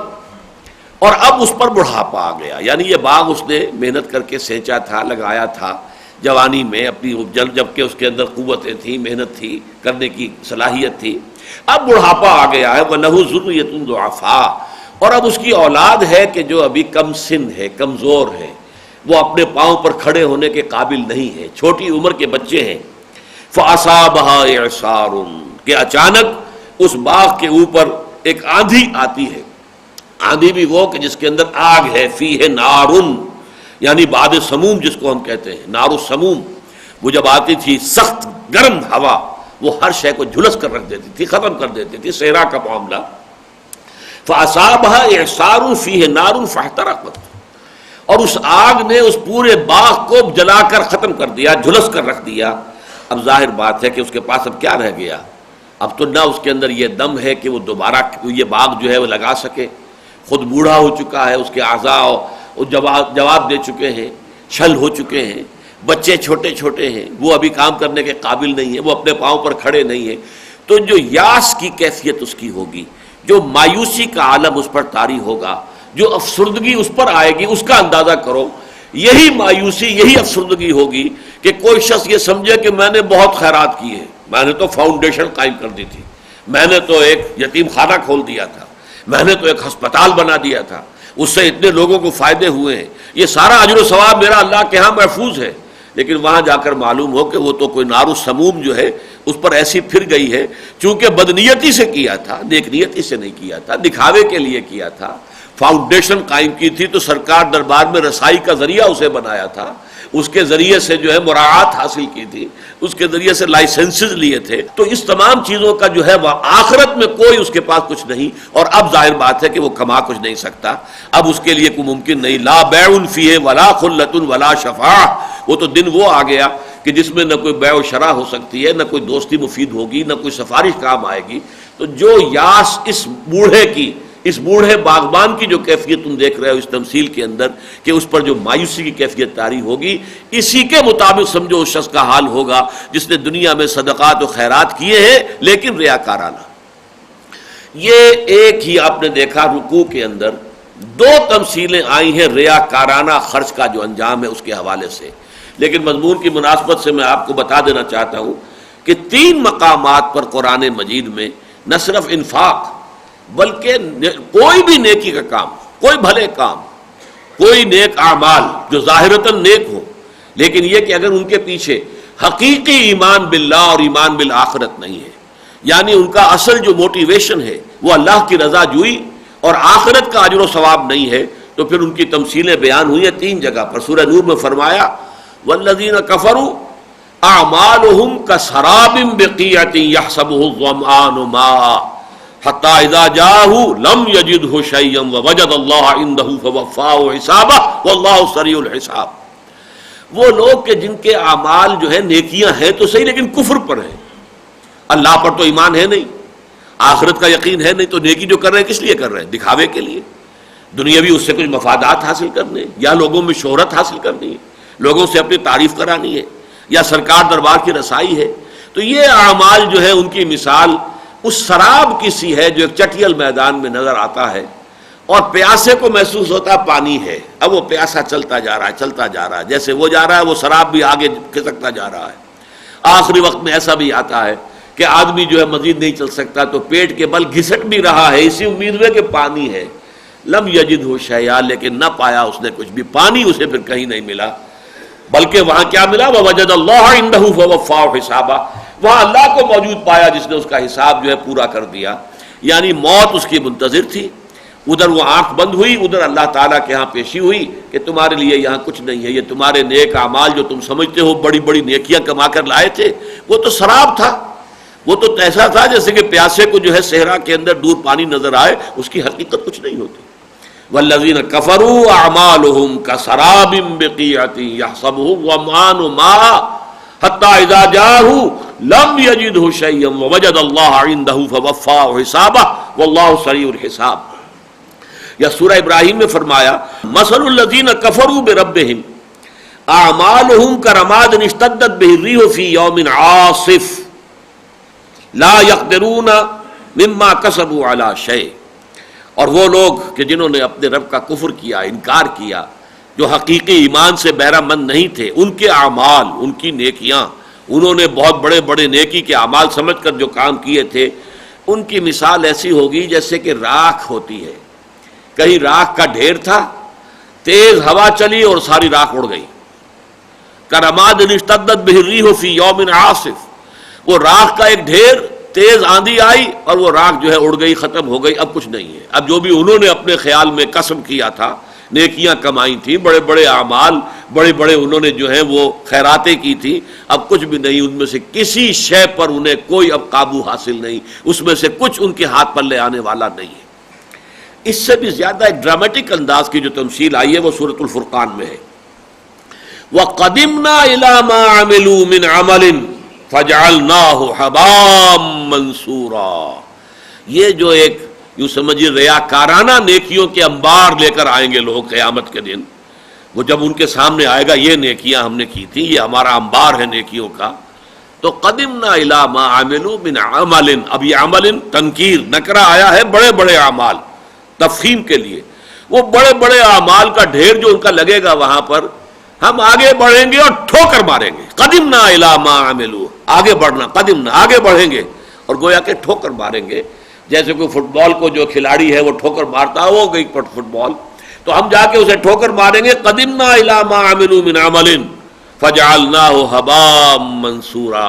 ایک ٹھوکر سے وہ ہوا کے اندر تحلیل ہو کر رہ جائیں گی ان کی نیکیاں، جیسے کہ گرد و غبار ہوتا ہے، چھا جاتا ہے اور کچھ نہیں ہوتا۔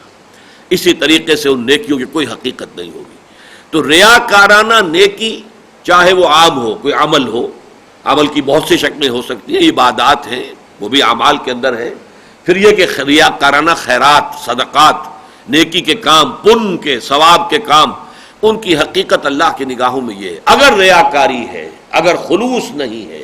نیکی وہی ہوگی جیسا کہ آیت البر میں ہم پڑھ چکے تھے، وَلَٰكِنَّ الْبِرَّ مَنْ آمَنَ بِاللَّهِ وَالْيَوْمِ الْآخِرِ وَالْمَلَائِكَةِ وَالْكِتَابِ وَالنَّبِيِّينَ وَآتَى الْمَالَ عَلَىٰ حُبِّهِ۔ شرط اول یہ ہے، در رہے منزل لیلا کے خدر ہاس بسے، شرط اول قدمین است کے مجنون باشی۔ پہلی شرط یہ ہے، پہلے قدم کی شرط یہ ہے کہ ایمان باللہ، اللہ کا یقین یہ آپ کے دل میں موجود ہو۔ نیکی سے کوئی شے مطلوب نہ ہو سوائے اللہ کی رضا کے، یا زیادہ سے زیادہ اخروی جزا، جزا اگر مطلوب بھی ہے تو صرف آخرت کی، دنیا کی نہیں۔ اگرچہ سب سے اونچا مقام تو یہ ہے اللہ کے لیے کیجئے، لوجہ اللہ۔ قرآن مجید میں جو الفاظ آتے ہیں یریدون وجہہ، سوائے اس کی رضا کے اور کوئی شے، جنت کو بھی مطلوب کے درجے میں نہ لائیے، مطلوب اللہ کی رضا ہے، مقصود اللہ کی رضا ہے، نصب العین اللہ کی رضا ہے، لیکن اس سے کمتر درجے میں مطلوب اگر ہے تو جنت ہے، آخرت کی دنیا میں کوئی جزا، کوئی بدلہ کسی بھی نوعیت کا، چاہے وہ بالکل محسوس ہو، مادی شکل میں ہو، اور چاہے وہ غیر مادی شکل میں، شہرت ہے، تعریف ہے، ڈنڈورا پٹ رہا ہے، کسی بھی شکل میں اگر کوئی مقصود دنیاوی پیش نظر ہے تو چاہے وہ بظاہر اپنی ظاہری شکل کے اعتبار سے کتنی ہی بڑی نیکی نظر آتی ہو، وہ عمل نیکی کا عمل نہیں ہے۔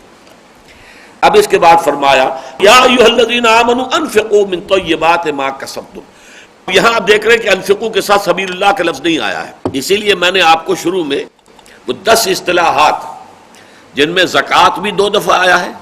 ایک زکوٰۃ ہے وہ معین عبادت ارکان اسلام میں سے، اس کے اپنے قواعد ہیں، شرائط ہیں، قوانین ہیں، ضوابط ہیں، ایک ہے عام اللہ تعالیٰ کی رضا کے لیے مال خرچ کرنا، وہ بھی گویا کہ زکوٰۃ میں آئے گا۔ اسی طریقے سے انفاق، مال خرچ کرنا کسی بھی مد میں ہو، اور ایک یہ ہے کہ انفاق فی سبیل اللہ۔ تو ابھی پہلی 2 آیتیں آئی تھیں انفاق فی سبیل اللہ کی، اب مجرد انفاق آ رہا ہے جس میں کہ دونوں یہ مدیں کور ہو جائیں گی۔ یا ایھا الذین آمنوا انفقوا من طیبات ما کسبتم ومما اخرجنا لکم من الارض۔ اے ایمان والو، خرچ کرو ان پاک چیزوں میں سے بھی جو تم نے کمائی ہیں، اور ان میں سے بھی جو ہم نے نکالی ہے تمہارے لیے زمین سے۔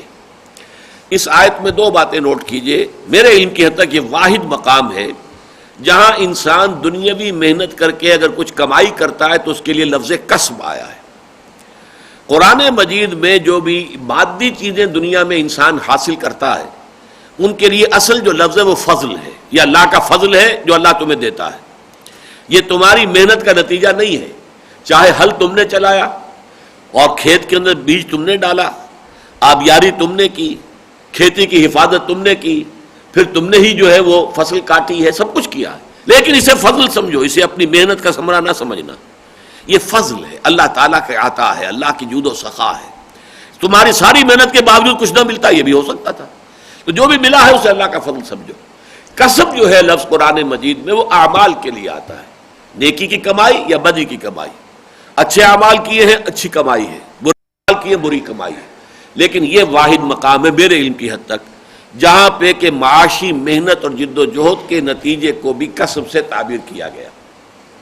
اور نمبر 2 نوٹ کیجئے، وَمِمَّا أَخْرَجْنَا لَكُم مِّنَ الْأَرْضِ، زمین میں سے ہم نے نکالا ہے تمہارے لیے، یعنی چاہے محنت تم نے کی ہے، تم نے ہل چلایا ہے، تم نے بیج ڈالا، لیکن جو نکالا ہے اس کو تو ہم نے نکالا ہے۔ پالتا ہے بیج کو مٹی کی تاریکی میں کون ہے وہ؟ انتم تزرعونها ام نحن الزارعون، یہ جو تم نے بیج ڈال دیا تھا کیا تم اسے اگاتے ہو یا اگانے والے ہم ہیں؟ اور حضور نے فرمایا اس کا جواب دیا کرو، بل انت یا رب، اے اللہ تو ہے اگانے والا، اگانے والے ہم نہیں ہیں۔ ہاں بیج ہم نے ڈال دیا تھا، لیکن اس بیج کا اگنا اور اس کا پودا بننا اور اس کا بارآور ہونا اور اس میں سٹے لگنا، یہ سب تیرا کمال ہے، تیری قدرت ہے، ہمارے حیطہ اقتدار میں تو ان میں سے کوئی کام بھی نہیں ہے۔ انتم تزرعونها ام نحن الزارعون بل انت یا رب، پروردگار تو ہی ہے جو اگاتا ہے اس دانے کو۔ اسی طریقے سے یہاں فرمایا وَمِمَّا أَخْرَجْنَا لَكُم مِّنَ الْأَرْضِ، یعنی اب 2 طرح کی چیزیں ہیں، ایک کسب تو وہ ہے جو دکان پر بیٹھ کر یا آج ہم کہیں گے فیکٹری میں یا دفتروں میں کام کر کے آدمی کما رہا ہے، اور ایک ایک کھیتوں میں سے انسان محنت کر کے جو زراعت وہ کر رہا ہے اس سے جو اسے فصل مل رہی، ان دونوں مدوں میں سے تمہیں خرچ کرنا ہے۔ چنانچہ وہ جو معین زکوٰۃ ہے یہ آپ کو معلوم ہے، نقد پر بھی زکوٰۃ ہے،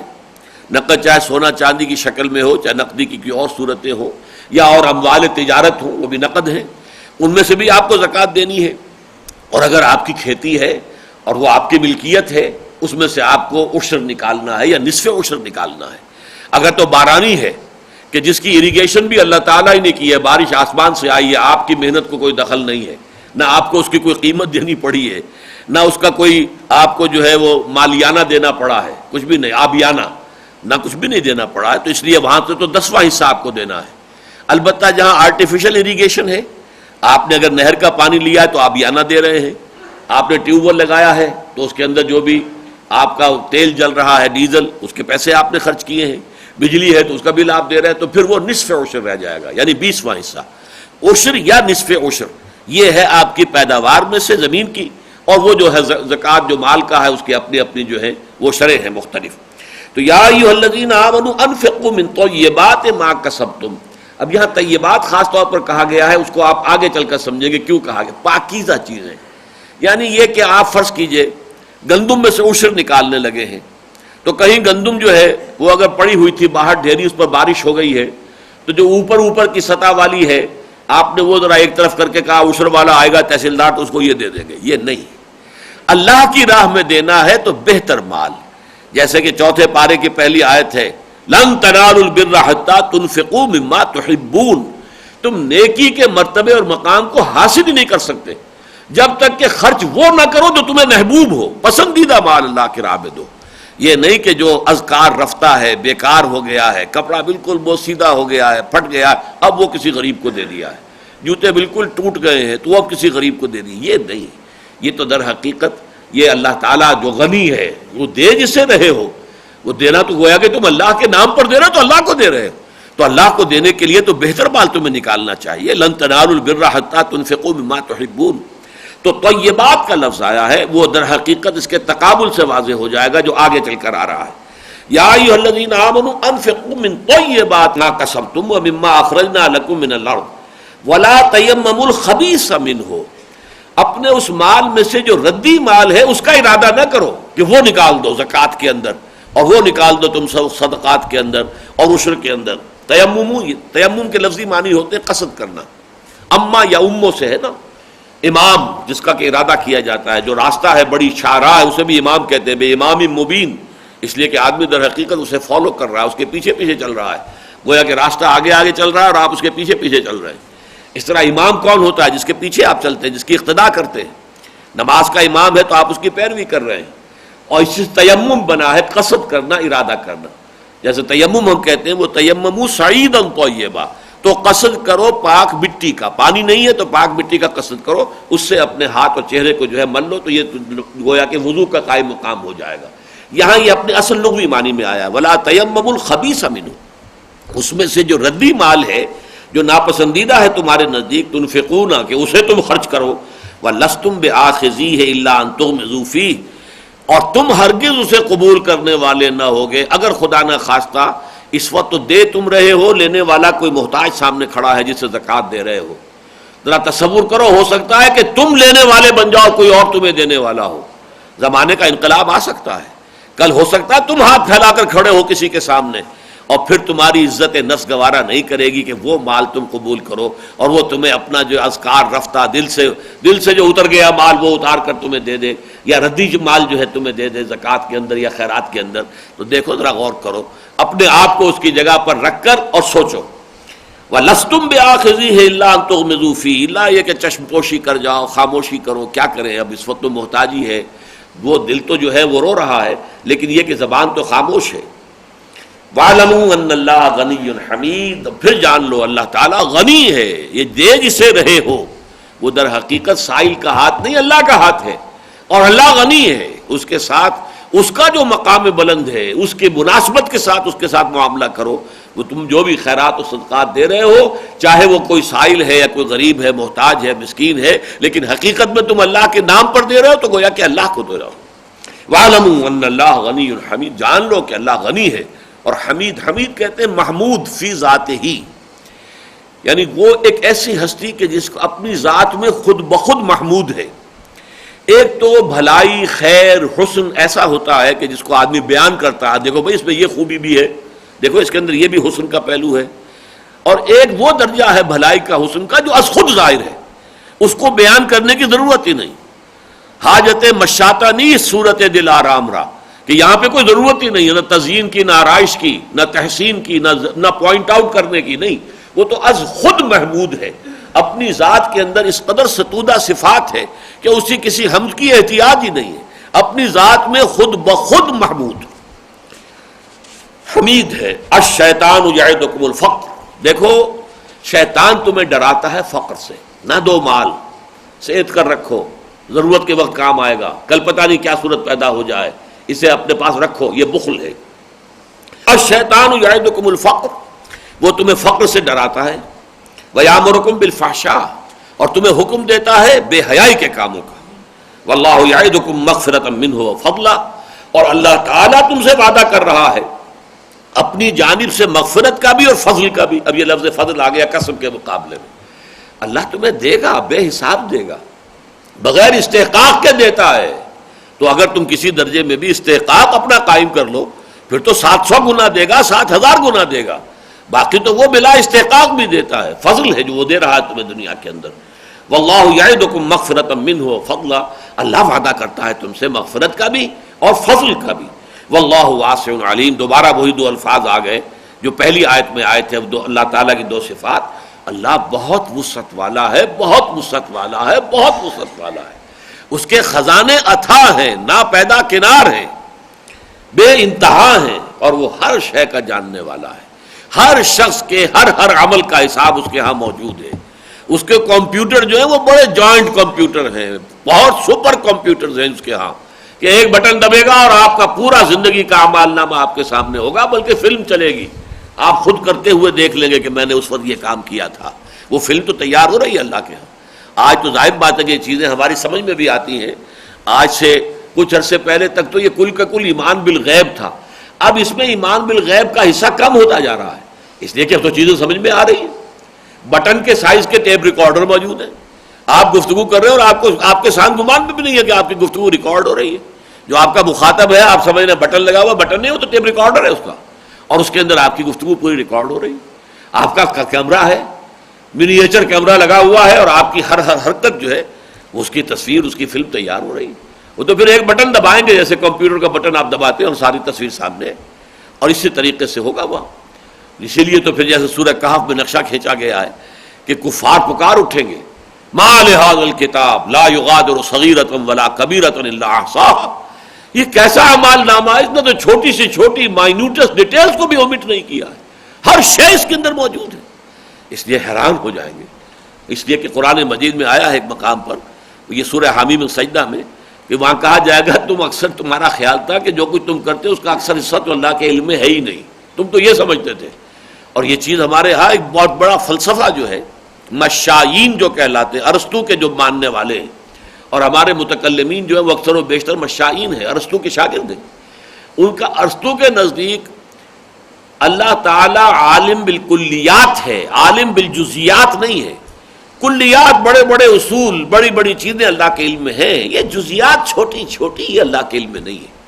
اب بڑے بڑے فلسفیوں کا یہ قول اگر ہو موجود تو آپ اس سے اندازہ کیجئے عام آدمی کے دل میں تو کیا پتہ، اللہ تعالیٰ اپنے مگن میں ہوگا، کہیں اپنی دھن میں ہوگا، کہاں وہ میری طرف متوجہ ہوگا کہ میری ہر حرکت جو ہے اس کو نوٹ کر رہا ہو. لیکن قرآن تو یہ کہتا ہے کہ ایک دانہ بھی گرتا ہے کسی درخت سے، کوئی بیج اور زمین کے اندر، وہ بھی اللہ کے علم میں. ولا حبۃ، ایک دانہ بھی اللہ کے علم میں، پتا تک نہیں جنبش کھاتا مگر اللہ کے علم میں. اس حوالے سے اللہ کا علم جو ہے واللہ واسع علیم. یؤتی الحکمت من یشاء ومن یؤت الحکمت فقد اوتی خیرا کثیرا. یہ آیت جو اس ذکر میں آئی ہے تقریباً درمیان میں، یہ ساری بحث تو ہے صدقات، خیرات، انفاق، اللہ کی راہ میں خرچ کرنا، اللہ کے دین کے لیے لگانا، اس کا مقام و مرتبہ، اور اس میں اگر ریاکاری ہے تو اس کی کیا حیثیت ہے. لیکن یہاں جو حکمت کا لفظ اس دوران میں آیا ہے، اس سے تعلق یہ معلوم ہوتا ہے کہ اصل میں حکمت جسے ہم کہتے ہیں اس کا اصل منبع اور سرچشمہ جو ہے وہ سخاوت ہے. اگر انسان مال خرچ کر سکتا ہے اللہ کی رضا جوئی کے لیے تو حکمت سے اسے حصہ ملے گا، ورنہ نہیں. اندر جو عقل، باطنی بصیرت جسے کہتے ہیں، یؤتی الحکمت من یشاء، اللہ تعالیٰ حکمت عطا فرماتا ہے جس کو چاہتا ہے. وَمَنْ يُؤْتَ الْحِكْمَةَ فَقَدْ أُوتِیَ خَيْرًا كَثِیرًا، اور جسے حکمت عطا ہو گئی اسے تو بہت بڑا خیر عطا ہو گیا۔ یہ حکمت جو ہے یہ حکمت، یوں سمجھیے کہ بڑی حکمت دین بھی ہے، حکمت کلی، پھر حکمت جزئی بھی ہے۔ ہر عمل کی جو حکمت ہے، اس کے پیچھے جو حکمت ہے، اس کے پیچھے جو مقصد کار فرما ہے، اس کی جو اصل روح ہے، پھر کون سا عمل جو ہے وہ مقدم ہے، کون سا مؤخر ہے، کون سا اساسی ہے، کون سا ثانوی درجے کا ہے، ان ساری چیزوں کا بھی یہ بھی حکمت ہی کے اجزاء ہیں۔ حکمت کلی یعنی حکمت ایمانی، چند خانی حکمت یونانیہ۔ مولانا روم کہتے ہیں کب تک پڑھتے رہو گے یونانیوں ہی کا فلسفہ اور یونانیوں کے حکمت؟ حکمت ایمانی آ رہا ہم بے خان، کبھی ایمان والی حکمت جو ہے اس کو بھی سمجھو، اس کو پڑھو، قرآن کی حکمت کو سمجھو۔ تم یہ جو یونانیوں کی، چاہے وہ ارسطو کی ہے یا افلاطون کی ہے، یہ دو حکمتیں ہیں دنیا میں وہی چل رہی ہیں۔ یا صوفی منش لوگ ہیں تو افلاطون کی حکمت کے قائل ہیں، اور یا اگر متکلمین ہیں تو وہ ارسطو کی حکمت کے قائل ہیں۔ چند خانی حکمت یونانیہ، حکمت ایمانیہ راہم بے خاں، کبھی ذرا ایمان والی حکمت پر بھی غور کرو، اسے بھی پڑھو اور سمجھو۔ تو یہ حکمت جو حاصل ہوتی ہے حکمت ایمانیہ، یہ در حقیقت مال کے خرچ کرنے سے، جیسے مقام صدیقیت کے ضمن میں میں نے ضمناً آج عرض کر دیا تھا، سورۃ اللیل یہ سورۃ صدیقی ہے، مقام صدیقیت کے لیے وہ سورہ مبارکہ ہے، اور یہ اصل میں امام رازی کے الفاظ ہیں۔ سورۃ الضحیٰ سورۃ محمد صلی اللہ علیہ وسلم، اس کے بعد آتی ہے سورۃ الضحیٰ، یہ ہے حضور کی صورت، سورۃ اللیل سورۃ الصدیق، یہ صدیق اکبر کی صورت ہے، اور صدیقیت کا مقام اس میں سامنے آتا ہے۔ اور اس کی بھی اصل بات کیا ہے؟ فَأَمَّا مَنْ أَعْطَىٰ وَاتَّقَىٰ وَصَدَّقَ بِالْحُسْنَىٰ، جس میں عطا کا مادہ موجود ہے، جود و سخا کا مادہ موجود ہے، جو دیتا ہے اپنا مال خرچ کرتا ہے، الذی یؤتی مالہ یتزکیٰ، آخر میں پھر اس صورت کے اندر فرمایا جو اپنا مال خرچ کرتا ہے تزکیہ کے حصول کے لیے۔ اور اس کی مکمل ترین مثال جو ہے وہ حضرت ابو بکر صدیق ہیں، جو الصدیق الاکبر ہیں رضی اللہ تعالی عنہ، اس میں کسی شک و شبہ کی گنجائش نہیں۔ سب سے بڑے صدیق، تمام انبیاء کے بعد پوری نوع انسانی میں افضل ترین شخصیت ابو بکر صدیق کی ہے رضی اللہ تعالی عنہ۔ تمام انبیاء کے بعد، انبیاء کا اپنا کاڈر ہے، انبیاء اور رسل، اس کے بعد ہر نبی کے صدیق بھی ہے،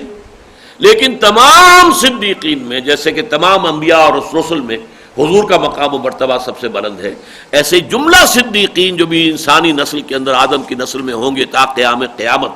اور جو ہوئے ہیں آج تک، ان کے بھی سردار جو ہے وہ حضرت ابو بکر ہے۔ یؤتی الحکمۃ من یشاء ومن یؤت الحکمۃ فقد اوتی خیرا کثیرا وما یذکر الا اولو الالباب، لیکن نصیحت اخذ تو وہی کرتے ہیں جو ہوش مند ہوتے ہیں، عقل مند ہوتے ہیں۔ اس پر ہماری گفتگو ہوا کرتی ہے، جو منتخب نصاب میں حصہ دوم کا جو سبق ہے سورہ آل عمران کے آخری رکوع پر، اولو الالباب کون ہوتے ہیں؟ لب کہتے ہیں کسی شے کے خلاصے کو، کسی شے کا اصل خلاصہ، کسی شے کی جو اصل روح ہے۔ تو انسان کی اصل شے ہے اس کا شعور، اس کی ہوش، اس کا عقل، اس کے اندر تعقل اور تفہم کا مادہ۔ تو وہ لوگ جو ہوش مند ہیں، وہ لوگ کہ جو عقل سے کام لینے والے، الذین یعقلون، وہ ہے اولو الالباب۔ تو حکمت کے لیے دو چیزیں ضروری ہو گئی، ایک تو یہ کہ انسان کی عقل جو ہے وہ بیدار ہو، چوکس ہو، اور دوسرے یہ کہ اس کے اندر اخلاقی طور پر سخاوت اور جود اور اعطاء کا مادہ موجود ہو۔ یہ دو چیزیں جمع ہو کر صدیقیت کے مقام، دو سے مرکب ہوتا ہے مقام صدیقی۔ فَأَمَّا مَنْ أَعْطَىٰ وَاتَّقَىٰ وَصَدَّقَ بِالْحُسْنَىٰ فَسَنُيَسِّرُهُ لِلْيُسْرَىٰ وَمَا أَنفَقْتُم مِّن نَّفَقَةٍ أَوْ نَذَرْتُم مِّن نَّذْرٍ فَإِنَّ اللَّهَ يَعْلَمُهُ، اور جو بھی تم خرچ کرتے ہو، جو بھی خرچ اللہ کی راہ میں کرتے ہو، اور یا جو بھی نظر تم مانتے ہو، کوئی منت مانتے ہو، یہ بھی ایک طریقہ ہے، اگرچہ یہ کوئی اچھا طریقہ نہیں ہے کہ اللہ میرا فلاں کام کر دے تو میں یہ کروں گا، اور اس میں یہ بھی آدمی کرتا ہے میں 100 نفل پڑھوں گا، یا یہ کہ یہ میں اتنی خیرات کر دوں گا، یا یہ نیک کام کروں گا۔ ٹھیک ہے، اللہ تعالیٰ کے ساتھ ایسی سوداگری کرنی نہیں چاہیے یہ، لیکن دنیا میں پہلے بہت اس کا رواج ہوتا تھا، اب جو ہے ہمارے دین میں آ کر اس کا وہ مقام نہیں رہا۔ لیکن یہ ضرور ہے کہ اگر کوئی نظر مانی ہو، کوئی منت مانی تو پوری کرنی ضروری ہے۔ یوفون بالنذر ویخافون یوما کان شرہ مستطیرا، سورۃ الدہر میں جو آیا ہے، جو وفا کرتے ہیں، پورا کرتے ہیں اپنی نظر کو۔ تو جو بھی شخص نظر دے، فرض کیجیے اس نے کہا تھا میں یہ خیرات کروں گا، تو وہ خیرات کر رہا ہے. جو بھی تم اللہ کی راہ میں انفاق کرتے ہو یا جو بھی نظر تم اللہ تعالیٰ کی جناب میں پیش کرتے ہو، فإن اللہ یعلمہ، اللہ تعالیٰ اس سے واقف ہے، اللہ اس کو جانتا ہے. وما للظالمین من انصار، اور ظلم کرنے والوں کے لیے کوئی مددگار نہیں ہوں گے. یعنی جو بخل سے کام لے گا وہ ظالم ہے، جو نظر پوری نہ کرے وہ ظالم ہے. طے یہ کیا تھا اللہ کے ساتھ، اور یہی معاملہ یہ سمجھیے کہ وہ جو وعدہ سورہ توبہ میں آتا ہے کہ کچھ لوگوں نے اللہ تعالیٰ سے وعدہ کیا تھا، وَمِنْهُمْ مَنْ عَاهَدَ اللَّهَ لَئِنْ آتَانَا مِنْ فَضْلِهِ لَنَصَّدَّقَنَّ وَلَنَكُونَنَّ مِنَ الصَّالِحِينَ. اور ان منافقین مدینہ میں سے کچھ لوگ وہ بھی ہیں جنہوں نے اللہ سے ایک عہد کیا تھا، اللہ اگر ہمیں غنی کر دے، اگر ہمیں خوب مال دے دے، دولت مند بنا دے، تو ہم خوب صدقہ خیرات کریں گے اور خوب نیک بن جائیں گے. فلما آتاہم، جب اللہ تعالیٰ نے آتاہم من فضلہ، اپنے فضل سے نواز دیا، بخلوا بہ، تو اب بخل سے کام لیا، وتولوا وہم معرضون، اور وہ پیٹھ موڑ دی اور اعراض کیا. فعاقبہم نفاقا فی قلوبہم، تو اللہ نے سزا کے طور پر ان کے دلوں میں نفاق کی بیماری پیدا کر دی. جو آخرت میں سزا ملنی ہے وہ تو ملنی ہے، دنیا میں نقد سزا یہ ہے کہ اللہ کے ساتھ کیے ہوئے کسی عہد کی خلاف ورزی کا نتیجے میں دل میں نفاق کا بیج پڑ جاتا ہے. اور وہی منافقت ہے جو آج مسلمانان پاکستان کی سیرت و کردار کے اندر یوں سمجھیے کہ ایک جزو لا ینفک کے طور پر آ گئی. اس لیے کہ من حیث القوم ہم نے اللہ سے وعدہ کیا تھا، اے اللہ ہمیں انگریز اور ہندو کی دوہری غلامی سے نجات دے، ہمیں علیحدہ ملک دے دے، ہم وہاں پر تیرے دین کا بول بالا کریں گے. اور ہم نے وہ ابھی تک نہیں کیا، وعدہ خلافی اللہ سے کی ہوئی ہے. لہذا فرمایا یہ ظالمین، وما للظالمین من انصار. ان تبدوا الصدقات فنعما ہی، اگر تم اپنے صدقات کو ظاہر کرو، اعلانیہ صدقے دو، تو بھی یہ بہت اچھا ہے. کس لیے اچھا ہے؟ کہ چلیے کم سے کم مسکینوں کی ضرورت تو پوری ہوگی. یعنی ریاکاری کے تحت بھی کسی نے کیا ہو، ایک تو یہ ہے کہ آدمی کر رہا ہے خلوص کے ساتھ لیکن اعلانیہ کر رہا ہے. جیسا کہ آپ کے علم میں ہونا چاہیے، زکوٰۃ جو ہے وہ تو چونکہ حساب کتاب سے اسلامی ریاست میں لی جاتی ہے، وہ تو اعلانیہ ہے. لیکن یہ کہ عام جو آپ صدقہ خیرات کریں تو اس میں اخفاء پسندیدہ ہے، جس کے لیے یہاں تک الفاظ حدیث میں آئے ہیں کہ جو تمہارا داہنا ہاتھ دے بائیں ہاتھ کو پتہ نہ چلے. تو اللہ تعالیٰ کے ساتھ تو در حقیقت معاملہ جو ہے یا خلوص جو ہے اس کا ثبوت تو یہی ہوگا. ورنہ تم نے اگر ظاہر کیا تو گویا کہ تم چاہتے ہو کسی نہ کسی درجے میں لوگوں کے علم میں آئے، لوگوں کو پتہ چلے یہ بڑا سخی ہے، یہ بڑا دیالو آدمی ہے، یہ تو بڑا خیرات کرنے والا ہے. تو بہرحال لیکن پھر بھی کم سے کم یہ تو ہے کہ کچھ نہ کچھ بھوکوں کا پیٹ تو بھرے گا، کچھ نہ کچھ مریضوں کو دوا دارو تو مل جائے گی. فنعما ہی، تو ٹھیک ہے. اور اس میں بھی ہو سکتا ہے کہ خلوص نیت بھی ہو اور اس کے ساتھ ہی اظہار بھی ہو. اظہار بعض اوقات اس لیے بھی ہوتا ہے کہ دوسروں کو بھی ترغیب ہو. میں اگر یہ کر رہا ہوں تو لوگوں کے اندر ہمت بنے کہ وہ بھی آگے بڑھیں اور وہ بھی اس کے لیے خرچ کریں. جب آپ جلسہ عام کے اندر کبھی اس طرح کا معاملہ کرتے ہیں کہ آج ضرورت ہے اس دین کے لیے اس کام کی، تو اس میں لوگ ایک دوسرے سے آگے بڑھ چڑھ کر جو ہے اس میں حصہ لے رہے ہیں، تو اس کے اندر یہ روح شامل ہوتی ہے کہ تشویق و ترغیب کا ذریعہ بن جائے. چنانچہ غزوہ تبوک کے موقع پر حضور نے یہ شکل اختیار کی، ایک اعلان عام کے ساتھ جو ہے وہ ڈھیر لوگ لے کے مال آ رہے تھے، ڈھیر لگتا چلا جا رہا تھا اور سب کے سامنے تھا جو بھی کچھ لوگ لے کر آ رہا ہے. تو یہ دونوں شکلیں جو ہیں اپنی جگہ پر ہیں. تو فرمایا ان تبدوا الصدقات فنعما ہی، اگر تم ظاہر کرو اپنے صدقات کو اور خیرات کو تو یہ بھی اچھا ہے، ٹھیک ہے. وَإِن تُخْفُوهَا وَتُؤْتُوهَا الْفُقَرَاءَ فَهُوَ خَيْرٌ لَكُمْ، اور اگر تم اس کو اخفاء کے ساتھ ضرورت مندوں تک پہنچا دو تو یہ تمہارے لیے بہت بہتر ہے. یعنی اس میں ریاکاری کا کوئی شائبہ ہی نہیں رہے گا، ریاکاری کا امکان ہی نہیں رہے گا. نہیں ہوگا کہ شیطان تمہارے دل کے اندر وہ بات ڈال سکے، اس لیے کہ آپ نے تخفوہا، اخفاء کے ساتھ چھپا کر، وتؤتوها الفقراء، جو محتاج ہے جو ضرورت مند ہے اس تک آپ نے وہ پہنچا دیا اپنا مال اخفاء کے ساتھ، خفیہ طور پر. تو فَهُوَ خَيْرٌ لَكُمْ، یہ تمہارے حق میں بہتر ہے. یعنی وہ فقراء کے لیے بہتر تھا. تم نے اگر دیا اعلانیہ تو چلو لوگوں کی بھوک تو مٹی ہے، لوگوں کی ضرورتیں تو پوری ہوئی ہیں نا، کچھ نہ کچھ فائدہ تو ہو گیا. فنعما ہی ان تبدوا الصدقات فنعما ہی وَإِن تُخْفُوهَا وَتُؤْتُوهَا الْفُقَرَاءَ فَهُوَ خَيْرٌ لَكُمْ وَيُكَفِّرُ عَنْكُم مِّن سَيِّئَاتِكُمْ، اور اللہ تعالیٰ تمہاری برائیوں میں سے کچھ کو دور کر دے گا، کفارہ بنا دے گا تمہارے ان صدقات کو. واللہ بما تعملون خبیر، اور جو کچھ تم کر رہے ہو اللہ اس سے باخبر ہے. یہ نہ سمجھنا جب تک کہ کسی کسی جگہ پر درج نہ ہو جائے، کوئی رسید ایشو نہ ہو جائے اور کسی فہرست میں نام نہ آ جائے، کہیں جو تختی نہ لگ جائے کہ اس نے اتنے لاکھ روپے دیے تھے اس مسجد کی تعمیر میں یا فلاں چیز کی تعمیر میں، ادارے کی تعمیر میں، اس وقت تک اللہ کو کیسے پتہ چلے گا؟ نہیں، اللہ تو تم انتہائی اخفا کے ساتھ جو دے رہے ہو، جو تمہارے داہنے ہاتھ نے دیا اس حال میں کہ بایاں ہاتھ بھی نہیں جانتا، اللہ تو وہ بھی جانتا ہے۔ واللہ بما تعملون خبیر، جو کچھ تم کر رہے ہو اللہ اس سے باخبر ہے۔ لیس علیک ھداھم ولکن اللہ یہدی من یشاء، اے نبی آپ پر یہ ذمہ داری نہیں ہے کہ لازماً انہیں ہدایت دے دیں، یہ تو اللہ ہدایت دیتا ہے جس کو چاہتا ہے۔ اب اس میں گویا کہ ایک التفات حضور کی طرف ہوا ہے کہ اے نبی آپ کی تعلیمات پہنچا رہے ہیں، اور ظاہر بات ہے کہ 2/3 سے زیادہ قرآن تو شاید نازل ہو چکا تھا جب یہ سورہ بقرہ نازل ہو رہی ہے، پورا مکی قرآن نازل ہو چکا تھا۔ اس کے باوجود بہت سے لوگ ہیں، جیسے کبھی کبھی مجھے ایک احساس ہوتا ہے کہ جب سے میں خطبہ دے رہا ہوں بعض حضرات جو ہے وہ پہلی صف میں مجھے بیٹھے نظر آتے ہیں، لیکن ایک قدم بھی آگے بڑھانے کو تیار نہیں ہے کہ وہ میرے دست و بازو بنے، تنظیم میں شامل ہوں، انجمن میں آئیں، وقت لگائیں، تعاون کریں، عملی تعاون زیرو۔ اب ہوتا کسی اثر ہوتا ہے انسان کے اوپر کہ کیا ہو گیا انہیں، تو ایسے ہی حضور پر بھی کبھی کبھی طبیعت کے اوپر یہ کیفیت آتی تھی کہ یہ اتنی صاف باتیں، اتنی واضح باتیں، اللہ کی آیات میں پڑھ کر سنا رہا ہوں، میری نیت پر یہ شبہ نہیں کر سکتے، میری سیرت اور میرے کردار پر کوئی داغ نہیں ہے، پھر بھی یہ لوگ کیوں ایمان نہیں لا رہے، کیوں نہیں تصدیق کر رہے، کیوں نہیں حق کی طرف جو ہے پیش قدمی کر رہے، کیوں نہیں انفاق کے لیے زیادہ سے زیادہ جو تیار ہو جاتے ہوں، کیوں نہیں یہ جہاد کے لیے نکلنے کے لیے بیتاب رہتے کہ نغمے بیتاب ہیں تاروں سے نکلنے کے لیے۔ یعنی یہ کہ کیفیت تو یہ ہونی چاہیے کہ وہ وقت آئے، شوق شہادت ہو، ذوق جہاد ہو، یہ ہونا چاہیے۔ تو لیکن اس طرح کی کیفیات میں یہ آیات آتی ہیں آپ کی دل جوئی کے لیے۔ لیس علیک ھداھم، اے نبی آپ کے ذمے، آپ پر ذمہ داری نہیں ہے کہ آپ انہیں ہدایت ضرور دے دیں، ان کے دلوں میں اتار دیں ہدایت کو۔ ولکن اللہ یہدی من یشاء، اور اللہ تعالیٰ تو ہدایت تو وہ دیتا ہے جس کو چاہتا ہے، اس کا اپنا چوائس ہے، وہ جانتا ہے کس کے دل میں طلب ہے، کس کے دل میں نہیں ہے، کون اس کا اہل ہے کون نہیں ہے، لہذا وہ اگر دیتا ہے تو اس کی طلب اور اس کی اہلیت کی بنیاد پر۔ وما تنفقوا من خیر فلانفسکم، اور دیکھو اب یہاں پہ التفات دوسری طرف ہو گیا، دیکھو مسلمانوں تم جو کچھ خرچ کرو گے تو اپنے بھلے کے لیے کرو گے،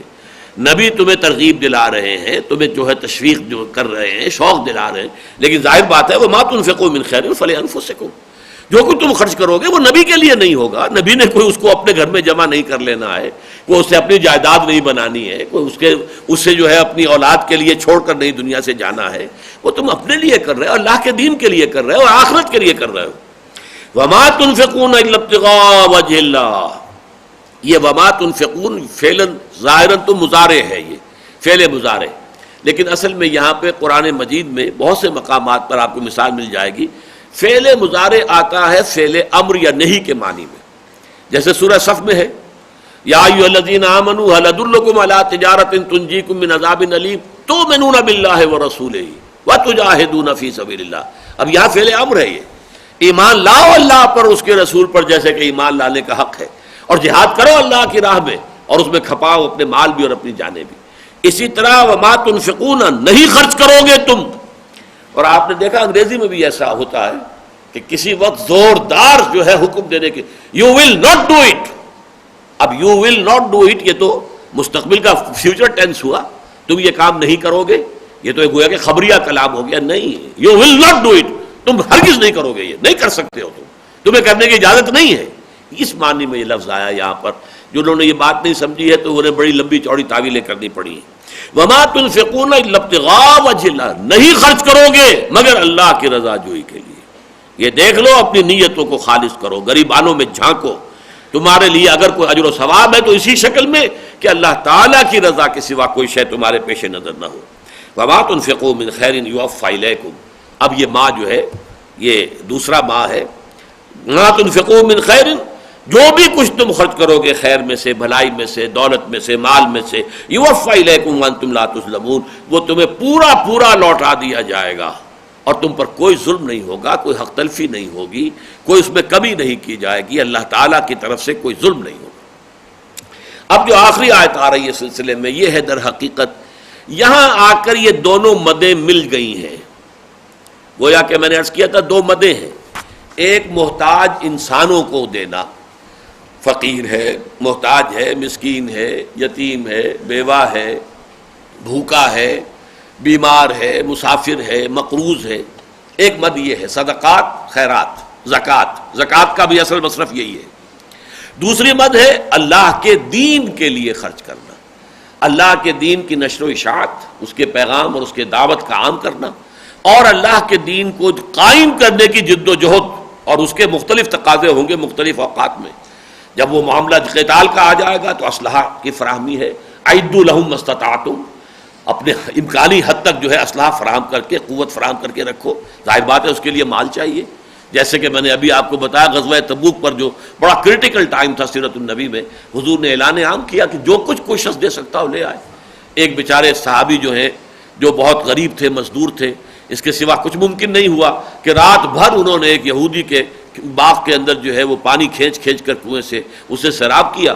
اور صبح انہیں کچھ کھجوریں ملیں، یہ تمہاری رات بھر کی اجرت ہے۔ آدھی گھر والوں کو دے آئے کہ دن بھر کا تمہارا راشن ہے یہ، اور آدھا باقی جو ہے وہ اللہ کے لیے لا کر جہاں حضور جو ہے وہ تشریف فرما کے رکھ دیا، یہ میری طرف سے ہے۔ تو منافقین نے فکرے بھی چست کیے اس پر، لیکن حضور نے اس کا مقام یہ قرار دیا کہ پورے ڈھیر کے اوپر ان کھجوروں کو پھیلا دو، اس لیے کہ اس پورے ڈھیر سے یہ زیادہ بھاری ہیں اللہ تعالیٰ کی نگاہ میں، اس لیے کہ اللہ کی نگاہ میں تو اصل میں خلوص ہے کہ جس سے کسی شے کی قدر و قیمت کا تعین ہوتا ہے۔ اب یہ جو دو مدیں ہیں یہاں آ کر جڑ رہی ہیں، اللہ کے دین کی اقامت کی جد و جہد میں جو لوگ ہمہ وقت لگ جائیں، ہمہ وقت، اب اپنی معاشی ضرورتیں پوری کرنے کے لیے ان کے پاس وقت نہیں ہے، وہ گویا کہ اب ذاتی حیثیت میں محتاج ہو گئے، لیکن یہ محتاج اس طرح کا محتاج نہیں ہے، وہ سائل نہیں ہے کہ جا کر آپ سے مانگے سوال کرے، وہ تو گویا کہ جیسے حضور کا فقر جو تھا وہ اختیاری فقر تھا، یہ تو نہیں تھا کہ کوئی مجبوری کا فقر تھا حضور کو، جبکہ مدینے میں عام لوگوں کے لیے بھی اب خوشحالی آ گئی تھی، تو ظاہر بات ہے حضور بھی اگر چاہتے تو آپ اپنا جو ہے معیار زندگی بلند کر سکتے تھے، کہ نہیں، آپ کا فقر، آپ نے تو اپنی ازواج مطہرات کا مطالبہ بھی ٹھکرا دیا، ایلا تک کی نوبت آ گئی۔ یہی تو کہا تھا انہوں نے کہ حضور اب تو عام لوگوں کے گھروں میں خوشحالی آ گئی ہے، تو ہمارے بھی نان نفقہ جو ہے کچھ بڑھا دیا جائے، اپنی لخت جگر آئی ہے تو اس کی درخواست کو ٹھکرا دیا۔ ابا جان دیکھیے حضرت فاطمہ فرماتی ہے میرے یہ گٹے پڑ گئے ہیں، یہ جو میں آٹا پیستی ہوں چکی سے، اور یہ میرے کندھے کے اوپر بدھی پڑی ہوئی ہے کہ میں مشکیزہ لے کر آتی ہوں کنویں سے پانی کا تو اس کا نشان پڑ گیا ہے، تو اب کوئی غلام، کوئی کنیز مجھے عطا ہو جائے۔ اب تو عام مسلمانوں کے گھروں کے اندر بھی بڑی جو ہے فراوانی ہو گئی ہے۔ آپ نے فرمایا نہیں بیٹا، یہ ہمارے لیے نہیں ہے، تمہیں میں اس سے بہت بہتر شے دیتا ہوں۔ ہر فرض نماز کے بعد 33 مرتبہ سبحان اللہ، 33 مرتبہ الحمدللہ، 33 یا 34 مرتبہ اللہ اکبر پڑھ لیا کرو، یہ تسبیح فاطمہ کہلاتی ہے۔ اور یہ ہے جو حضرت فاطمہ رضی اللہ تعالی عنہا کی اس درخواست کے جواب میں عطا ہوا ہے محمد الرسول اللہ صلی اللہ علیہ وسلم کی بارگاہ سے، اس لیے یہ اختیاری فقر تھا۔ اسی طریقے سے جو دین کی خدمت میں اس طرح لگ گیا ہو اور اب وہ محتاج ہے، یہ محتاج وہ محتاج نہیں ہے، یہ اختیاری احتیاج ہے اس کی، کہ اس نے اپنی جو پرائیورٹیز تھی وہ یہ ہے کہ اپنا بہترین وقت، اپنی بہترین صلاحیتیں، اپنی بہترین قوتیں جو ہیں وہ صرف وقف کرتی ہیں اللہ کے دین کے لیے۔ ایسے لوگوں کو ڈھونڈ ڈھونڈ کر تلاش کر کے ان کی ضروریات کو پوری کرنا، یہ گویا کہ انفاق فی سبیل اللہ کا سب سے اونچا درجہ ہے۔ لہذا یہ کلائمیکس ہے اس پوری بحث کا، للفقراء الذین احصروا فی سبیل اللہ، ان فقراء، محتاج تو ہیں وہ، لیکن یہ محتاج کون ہیں؟ جو کہ اللہ کی راہ میں گھر گئے ہیں، احصروا، حصار، محصور ہو جانا، یعنی اقامت دین کی جد و جہد میں اس طریقے سے مشغول ہو گئے ہیں، محصور ہو گئے ہیں، اس طریقے سے گھر گئے ہیں کہ لا یستطیعون ضربا فی الارض، اب وہ زمین میں چل پھر کر اپنی روزی حاصل کرنے کی پوزیشن میں نہیں رہے۔ ضربا فی الارض آتا ہے زمین میں چلنا پھرنا، آپ نے یہاں سے مال خریدا وہاں بیچ دیا، یہاں سے امپورٹ کیا وہ یہ ایکسپورٹ کیا، یہ ضربا فی الارض ہے۔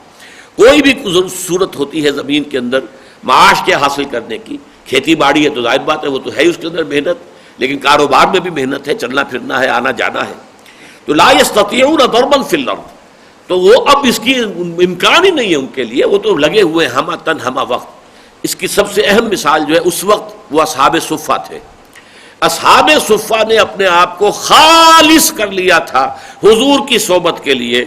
اس لیے کہ اب آپ کے پاس ہی رہیں گے ہر وقت، تاکہ جو بھی آپ فرما رہے ہیں، جو بھی فرمودات آپ کے ہیں، وہ سب کے سب ہم یاد کرتے چلے جائیں، علم حاصل کریں۔ انہی میں سے پھر جب کسی طرف سے آتا تھا کہ آپ اپنے کچھ آدمی بھیجیے جو ہمیں آ کر دین سکھائیں، تو ان میں سے آپ بھیج دیتے تھے، جاؤ جا کر یہ کام کرو۔ لیکن یہ کہ یہ لوگ جو ہے جا کر محنت نہیں کرتے تھے، کوئی معاش کی جد و جہد نہیں کرتے تھے۔ مدینے کے مسلمان ہیں، جو بھی کچھ کسی نے بھیج دیا وہ انہوں نے کھا لیا، کئی وقت کے فاقے ہو جاتے تھے۔ حضرت ابو ہریرہ انہی میں سے ہے، اور وہ ایمان بھی سن 7 میں لائے ہیں، جس کے بعد یوں سمجھیے کہ جو غزوہ جو فتح خیبر ہے اس کے عین اس زمانے میں ایمان لائے، اس کے بعد تو عام مسلمانوں کے ہاں جو ہے کشادگی پیدا ہو گئی تھی، لیکن یہ تو اصحاب صفہ میں آ کے شامل ہو گئے۔ یہی وجہ ہے کہ سب سے زیادہ تعداد میں حدیثیں ان سے مروی ہیں، حضرت ابوبکر حضرت عمر سے اتنی نہیں ہے جتنی ان سے ہے۔ کیوں؟ اس لیے کہ وہ تو اپنے کاروبار کرتے تھے، ہر وقت حضور کے ساتھ تو نہیں بیٹھے رہتے تھے۔ یہ تھے وہ کہ جو ہر وقت حضور کے ساتھ بیٹھے ہوئے، آپ کے دروازے پر ہیں، جب بھی آپ اپنے حجرے سے برآمد ہو گئے حضور کے ساتھ ہیں،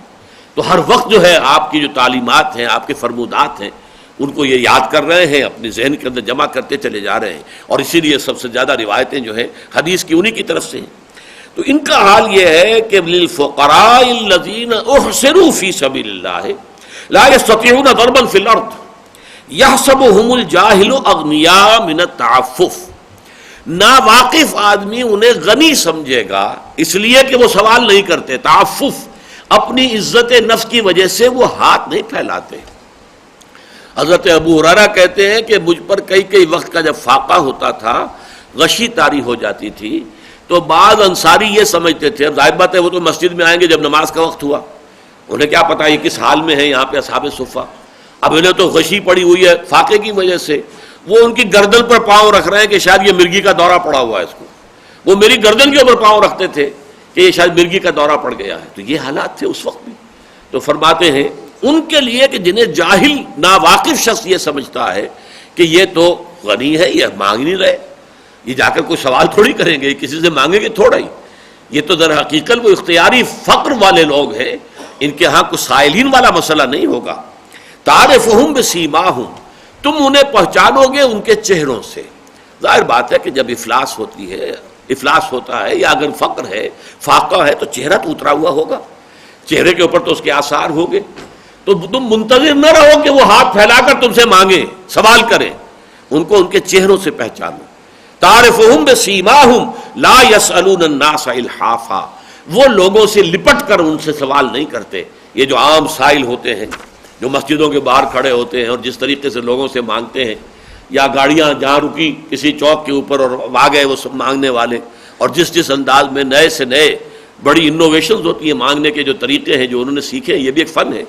اور اس کے لیے جس طرح کی پھر وہ محنتیں کرتے ہیں لپٹ کر اور لوگوں سے جو ہے وہ حاصل کرتے ہیں، تو وہ تو ظاہر بات ہے کہ یہ لوگ تو یہ کام نہیں کریں گے، ان کا تو کوئی امکان ہی نہیں ہے۔ للفقراء الذین احصروا فی سبیل اللہ لا یستطیعون ضربا فی الارض یحسبهم الجاہل الاغنیاء من التعفف تعرفہم بسیماہم لا یسألون الناس الحافا، یہ فقراء ہیں کہ جو اس انفاق فی سبیل اللہ کے سب سے بڑھ کر مستحق ہیں۔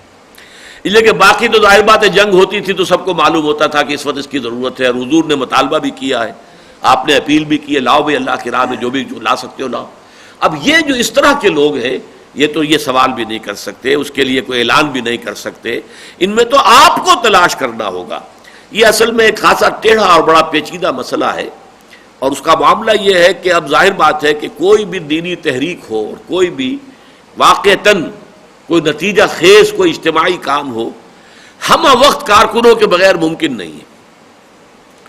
یہ صرف والنٹری وقت، ایک شخص جو ہے اپنا کام بھی کر رہا ہے، کچھ وقت بھی نکال رہا ہے، کتنا وقت نکال لے گا وہ؟ ظاہر بات ہے کہ آج کل کی معاش آسان کام نہیں ہے،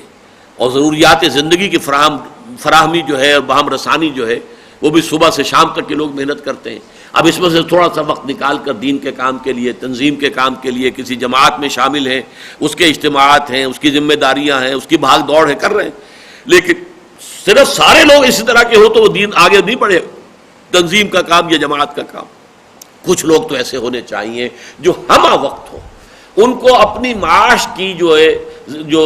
سوچ ہے اس سے انہیں آزاد کر دیا جائے، اس فکر سے ان کو نجات دے دی جائے تاکہ وہ ہمہ وقت اور ہمہ وجود لگے رہے۔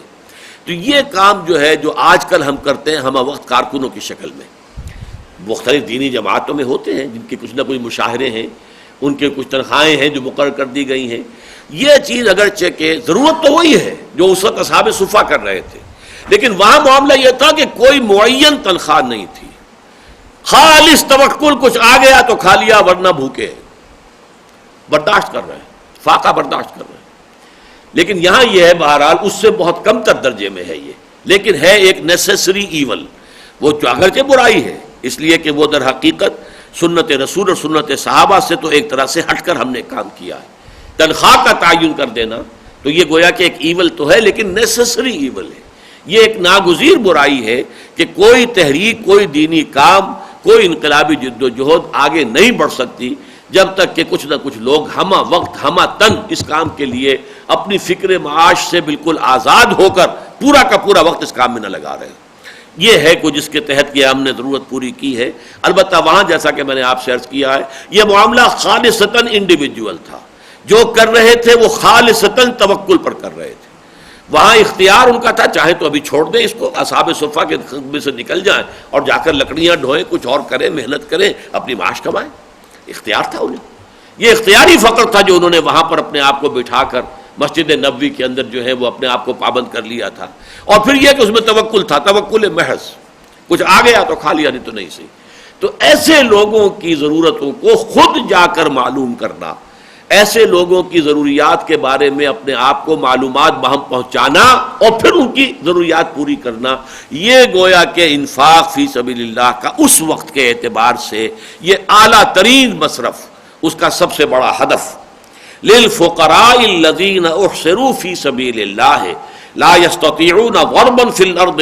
یحسبهم الجاہل اغنیاء من التعفف تعرفهم بسیماہم لا یسألون الناس الحافا وما تنفقوا من خیر فإن اللہ بہ علیم۔ اور جو بھی کچھ تم خرچ کرو گے، جو دولت، جو مال صرف کرو گے، یقیناً وہ اللہ کے علم میں ہے۔ یہ نہ سمجھنا کہ یہ سارا کا سارا کہیں کسی کے علم میں آیا کہ نہیں آیا، کہیں کوئی کسی جگہ رجسٹر میں درج ہوا کہ نہیں ہوا، دنیا میں کہیں اس کا اندراج ہوا ہو یا نہ ہوا ہو، علم خداوندی میں اس کا اندراج ہو چکا ہے، اور اس کا اجر و ثواب تمہارے لیے اللہ تعالیٰ کے ہاں بالکل محفوظ ہے۔ بارک اللہ لی ولکم فی القرآن العظیم ونفعنی وإیاکم بالآیات والذکر الحکیم۔